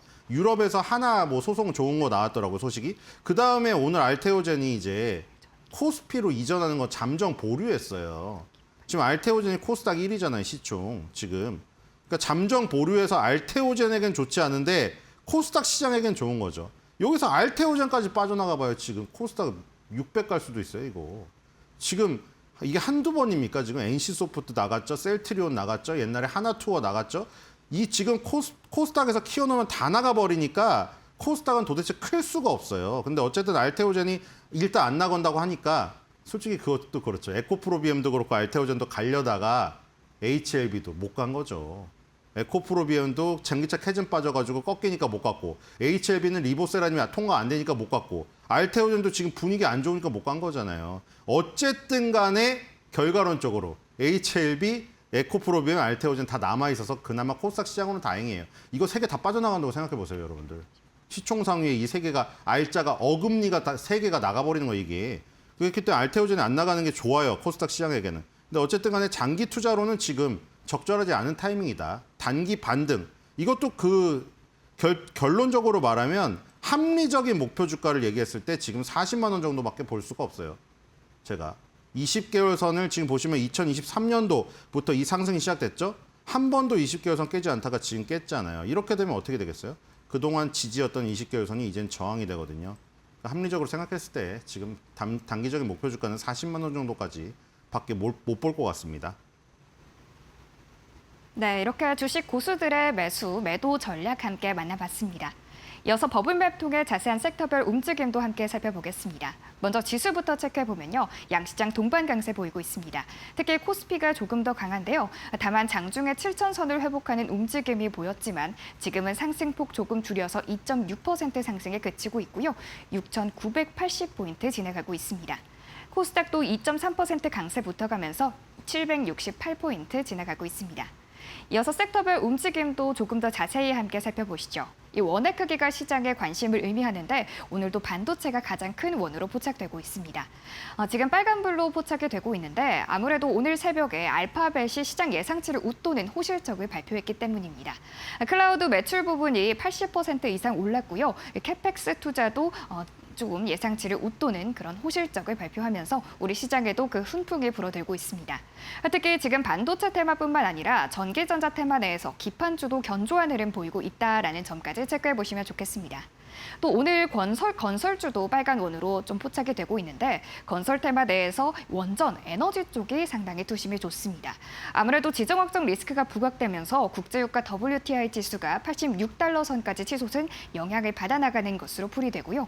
또 이번에 정부가 대미 투자 프로젝트 관련해서 에너지 분야를 논의한다라는 이야기까지 긍정적으로 작용하고 있습니다. 이렇게 좀 섹터별 분위기 좀 간략하게 살펴봤는데요. 위원님, 오늘 이 중에서도 좀 살펴볼 만한 섹터와 또 종목이 있는지 궁금합니다. 네, 일단은 시간이 조금 있으니까 일단 지금 말이죠. 코스피 지수가 오늘 또 어제의 데자뷰를 지금 느끼게 하는 지금 모습이 있는데 물론 장마감까지 가봐야겠습니다만 여러분들 어제 심했죠? 어제 막 10%인가 9%인가 오르다가 장마감에 SK하이닉스 마이너스로 끝났죠. 지금 데자뷰가 지금 느껴질 정도로 지금 1%대까지 내려왔어요. 3전 SK하이닉스 지금. SK스퀘어는 마이너스 전환했습니다. 왜 맨날 이럴까? 왜 맨날 이럴까요? 여러분들 상승세 뭡니까? 상승이 길고 하락이 짧아. 그게 상승세죠. 올라갈 때 많이 올라가고 내려갈 때 조금 올라가고 올라갈 때 많이 올라가고 내려갈 때 조금 내려가고 그럼 계단식 상승이 나오겠죠. 근데 반대로 하락세는 뭐죠? 하락이 길고 상승이 짧고 하락이 길고 상승이 짧고 그러니까 계단식 하락이잖아요. 지금 계속 그런 현상이 일어나는 거 합치면은 뭐가 됩니까? 하락세잖아요, 지금. 완연히 하락세예요, 여러분들. 그래서 호흡을 짧게 가져가야 된다는 거예요. 물론 역방향 투자를 하시는 분은 반대겠죠, 공매도나 이런 거는. 근데 대부분은 정방향 투자를 하니까 그럼 지금 정방향으로 올라가는 건 짧다고 했잖아요. 그러니까 짧은 구간만 상승을 하니까 방망이 짧게 앉으면은 바로 삼진아웃이라는 거예요. 지금 왜 그렇게 됐을까? 코스피 지금 설명을 많이 드렸잖아요. 최근에 2017년, 18년, 2020년, 21년, 그다음에 2025년, 26년 가장 최근에 코스피 월봉인데 최근에 세 번 17년도부터 지금 10년 사이에 세 번의 고점의 어떤 흐름이 있잖아요. 물론 지금은 진행 중입니다만 지금 두 번의 고점을 참조해 보면은 이번 내도 사실 확률적으로 우리가 생각해 볼 수가 있거든요. 2017년, 18년에도 보세요. 주가의 고점을 높이면서 보조지표의 고점도 높아질 때는 추가 상승 에너지가 있었으나 그 다음 고점을 넘길 때는 보조지표 고점이 낮아졌고 2020년, 21년에도 똑같죠. 고점을 높이면서 보조지표 고점까지 높아질 때는 에너지가 살아있었지만 그 다음 고점을 주가가 벗겼을 때는 보조지표의 고점이 낮아지는 하락 다이버전스가 나오면서 마지막 상승이었어요. 이번에도 똑같지 않습니까? 2025년도에서 2026년도 넘어올 때는 주가의 고점이 넘어갈 때 보조지표도 고점이 높아졌잖아요. 같은 방향으로 움직였죠. 근데 이번에 마지막 상승일 때는 주가의 고점은 높아졌는데 보조지표 고점이 낮아졌잖아요. 이거 그 전에도 다 똑같아요. 지금 이게 지금 여러분들이 다 오늘 저기 해보세요. 남는 시간에. 예외가 없어요. 그렇기 때문에 그러고 나서 주가의 바닥이 나올 때까지 얼마 걸려나 대충 보세요. 1년 정도 걸렸거든요. 다. 이때도 1년 정도 걸렸고 이때도 1년 정도 걸렸어요. 확률적으로 생각을 해보시면은 그 정도 1년 정도도 걸릴 수 있다는 판단을 하고 지금 접근을 해야 돼요. 지금 코스피가 왜 계속 밀려요? 지금 월봉이 지금 그런 거란 걸 머릿속에 넣고 1년 정도 걸릴 수 있다. 그럼 주봉으로 와봐요. 점점 작은 데로 보세요. 숲에서 나무로. 20주선이 깨졌잖아요. 그러니까 20주선이 머리 위에 있으니까 이제 저항이 됐어요. 지금 보시면 꼬리가 달리고 있죠. 그러니까 계속 밀리는 거예요. 주로도. 주봉이니까 한 주에 움직이니까 매주 주의 고점에 가려고 그러면 맨날 머리에서 때려 맞는 거예요. 일봉도 똑같죠. 일봉은 어디서 밀리고 있어요? 11선에서 지금 계속 밀리고 있는 겁니다, 지금. 이거 그럼 분봉으로 가도 똑같은 거 아니에요? 30분봉 보세요. 맨날 똑같은 건 어제도 갭상승했다 밀리고 오늘도 갭상승했다 밀리고 왜 밀리고 있어요? 그 전에도 갭상승했다 밀리고 지금 보시면은 이 120분봉에서 계속 밀리고 있잖아요. 5분봉과도 똑같아요, 이게. 계속 밀리고 있잖아요. 그러니까 장중에 반등하면 계속 장 박반에 밀리고 계속 이게 반복이에요. 지금 오늘도 지금 뚝뚝 떨어지고 있죠. 오늘도 이렇게 가면은 마이너스 전환할 우려도 있어요, 코스피. 그런 건 염두에 두시고 지금 저기 접근을 해야 됩니다. 자, 이제 꼬마 버블 얘기해서 엔터주 보는데 엔터주가 지금 보시면은 저번에 하이브 했었던 것 같은데 아마. 자, 하이브가 어디까지 와 있죠? 지금 2020년도에 하이브가 상장됐거든요. 빅히트 엔터테인먼트였는데 이름 사명이 변경됐죠. 지금 거기 바닥 주가까지 가 있어요. 하이브가. 지금 그렇다고 실적이 안 좋은 게 아니거든요. 자, SM도 지금 마찬가지고 오늘 SM을 대표주로 갖고 왔지만 다 마찬가지예요. 그다음에 이제 박진영 사장님 얘기 많이 나오는데 JYP 박진영 사장님이 그때 유튜브에 나오셔가지고 돈 더 있으면 우리 주식 더 산다고. 그때 이후에 지금 반토막 그때가 9만 원대였거든요. 지금 1,000억 손실 보셨대요. 물론 그분이 1,000억 손실 보신다고 뭐 큰 영향은 없죠. 워낙 많으니까. 근데 개인 투자자분들은 지금 심각하죠, 이거. 자, 근데 이제 이 심각할 정도로 빠져 있다. 이런 것을 지금 뭐 본다면 오히려 완창 빠진 게 이득이에요, 지금 같은 경우에는. 왜냐면 안 빠진 것들은 빠질 여력이 많으니까 하락세라고 했잖아요. 전부 코스피를 비롯해서. 코스피를 보여드린 이유가 숲을 이길 수가 없어요. 나무들이. 그 나무들의 변화가 숲을 만들지만 숲의 어떤 거대한 흐름을 나무가 이길 수가 없어요. 그래서 걔네들은 이제 삼성전자, SK하이닉스나 이런 건데 밑에 빠질 폭이 더 많이 남은 거고 이 지금 엔터주들은 이미 엄청나게 빠졌습니다. SM도 마찬가지고 SM은 2021년부터 이 보시면은 120개월 선이 지금 지지 라인이었죠. 여기까지 빠졌거든요. 여기가 무너지면 2021년도 수준보다 못한 곳으로 가요. 그 아까 하이브도 마찬가지고 하이브도 그쵸. 아까 연봉으로 봐야 돼요. 얘는 연봉을 봤을 때 거의 2020년도 이후에 최저가에 가 있는 상태고 JYP도 마찬가지예요. JYP는 이제 보이지도 않아요. 이렇게 넓혀봐야 돼요. 여기 보시면은 얘는 16년부터 시작된 10개월 선까지 가 있어요. 그러니까 지금 상승을 시작했던 최초의 구간, 10년 내 최저 구간까지 와 있기 때문에 여기선 기술적 반등이라도 나오지 않을까. 그리고 빈집털이식으로 움직임이 나오지 않을까 해서 꼬마 버블에서 이 엔터주들을 조금 빈집털이식으로 공략해보는. 이것도 사실 여러분들 아시죠? 지금 시장 상황이 굉장히 안 좋은 가운데 어쩔 수 없는 선택이라는 거. 이게 공격적인 선택이 아니에요. 그 꼬마 버블을 막 무슨 왕버블 만들어서 버블놀이를 하자는 게 아니에요, 지금 아시죠? 버블을 키우자는 게 아니라 꼬마 버블에서 그나마 우리가 지금 할 수 있는 어떤 빈틈을 찾는 그런 부분밖에 지금 전략이 나올 수가 없다. 이것을 말하기 위해서 앞에 시향부터 쫙 연결시켜서 말씀드렸습니다. 네, 이렇게 오늘의 꼬마 버블은 그동안 많이 빠졌던 엔터주, 그리고 그 중에서도 탑픽 종목으로 SM 꼽아주셨습니다. 이렇게 오늘 이데일리 TV 신일섭 전문위원님과 함께 시장 전략 세워봤습니다. 오늘 말씀 고맙습니다.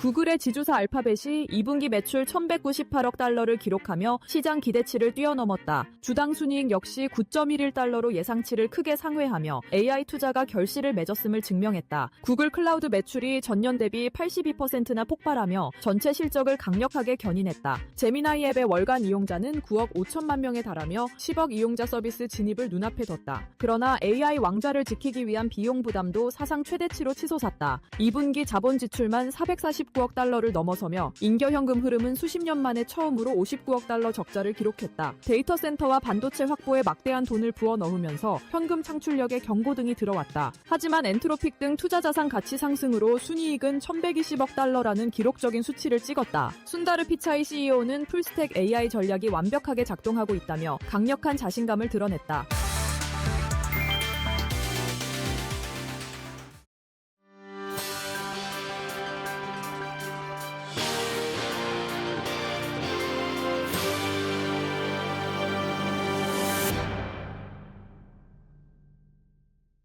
네, 오늘 SK 하이닉스 투자 관련한 이슈 정리를 해드리도록 하겠습니다. 조호진 타큐뉴스 대표 나와 계십니다.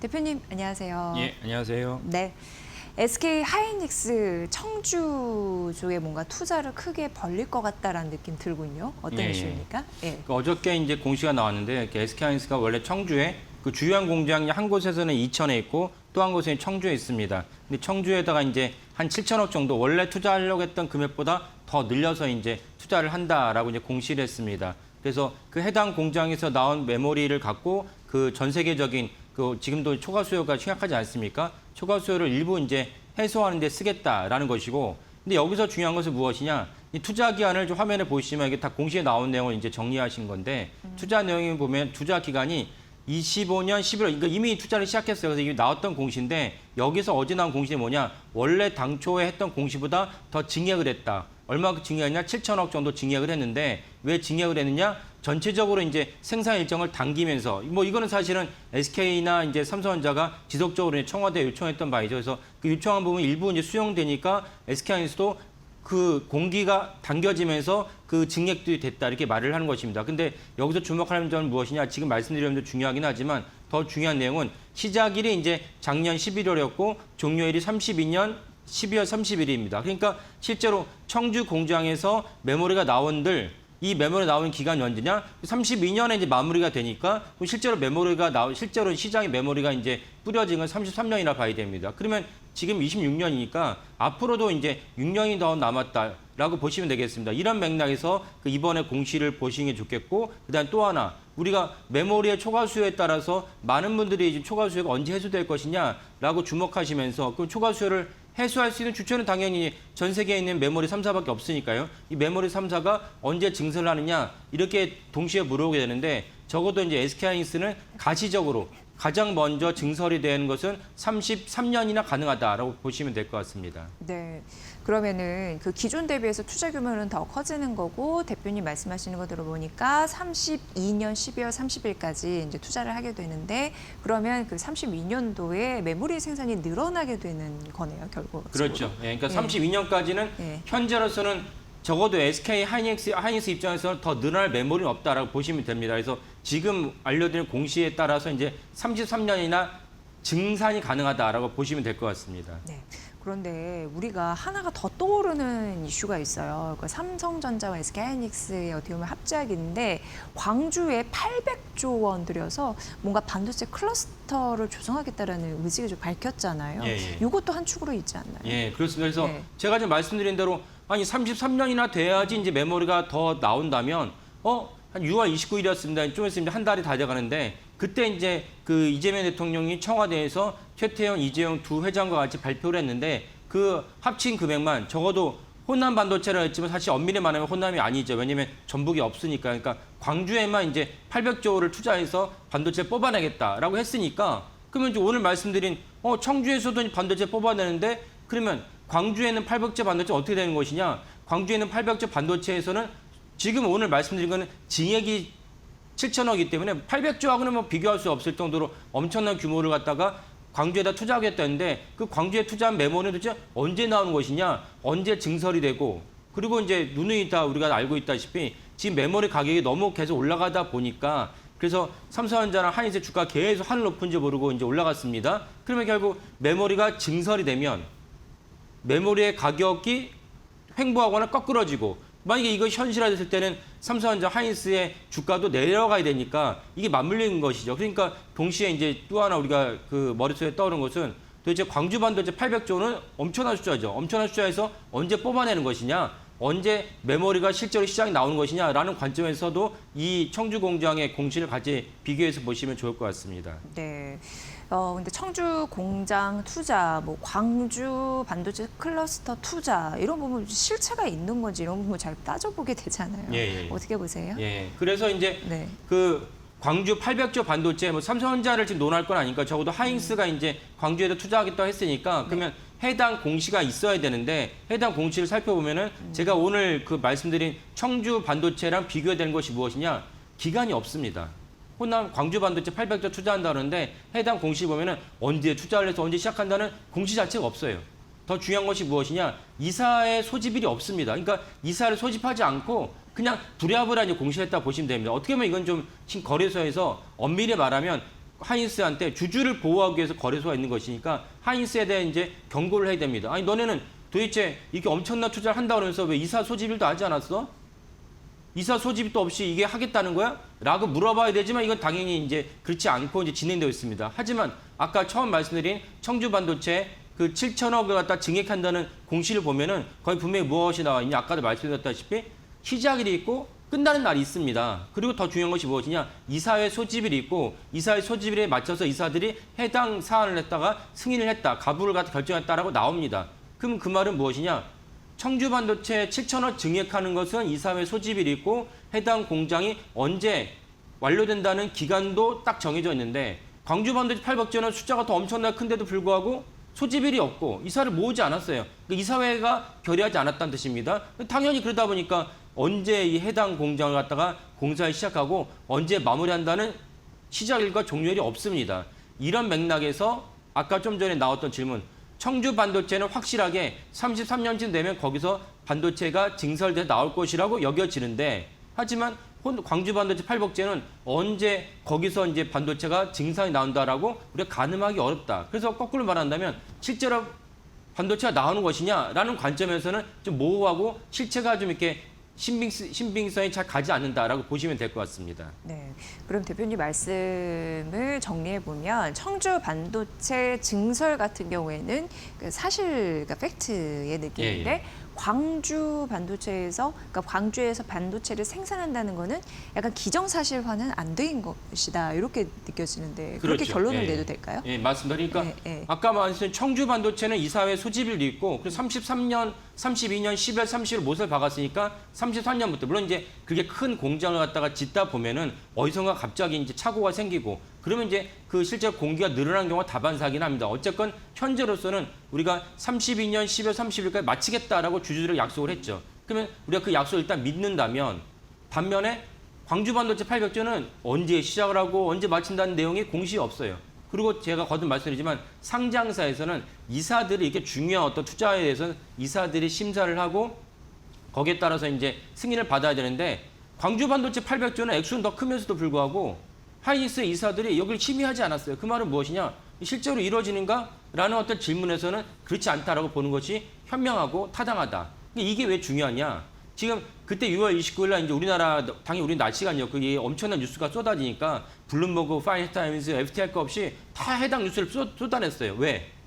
지금 결국 전 세계가 초과 수요 때문에 메모리가 못 쫓아가고 있는데 한국이 의욕적으로 야심차게 800조를 갖다가 삼성전자 하이닉스가 묶어서 광주에다 800조를 집어넣는다 하니까 그럼 이게 투자자 관점에서 어떻게 됩니까? 초과 수요가 해소가 되고 해소가 되면은 판가가 정체되거나 내려가고 이러면 이제 삼성전자 하이닉스 주가가 마이크로는 말할 것도 없고요. 그 마이크로 주가 내려가야 되니까 이게 되게 심각한 이슈죠. 그리고 또 하나는 무엇이냐? 종합반도체 이 3사의 주가는 내려갈 수 있겠지만 하지만 일단 800조를 집어넣어서 엄청난 이제 팹을 짓겠다 하면은 이게 사실 하이닉스와 삼성전자만 할 수 있는 일이 아닙니다. 왜냐하면 중요한 부품을 갖다가 생산한 독점적인 기업들이 있습니다. 그런데 리소그래피 같은 경우는 이제 네덜란드 ASML이 사실 독점적인 기업이죠. ASML의 그 장비 하나가 2,000원, 3,000원 아닙니까? 그러면 2,000원, 3,000원을 갖다가 그 30조 팹 안에 들어가야 돼요. 이렇게 맥락을 봤을 때 청와대에서 발표를 했으니까 세계 주요 부품 기업들 입장에서는 그러면 우리가 또 다른 이제 그 시장이 창출했구나. 그래서 청와대 발표한 29일 날 미국 시장에서는 주요 부품 기업들이 주가 엄청나게 올랐어요. 그러니까 이런 관점에서 사실은 이제 그 실제로 광주 반도체 800조가 시장에 끼친 영향이 크고 전 세계에서 주목하고 있다라고 말씀드리는데, 근데 제가 오늘 말씀드린 부분이 무엇입니까? 실제로 광주 반도체 800조가 실현될지는 미지수다.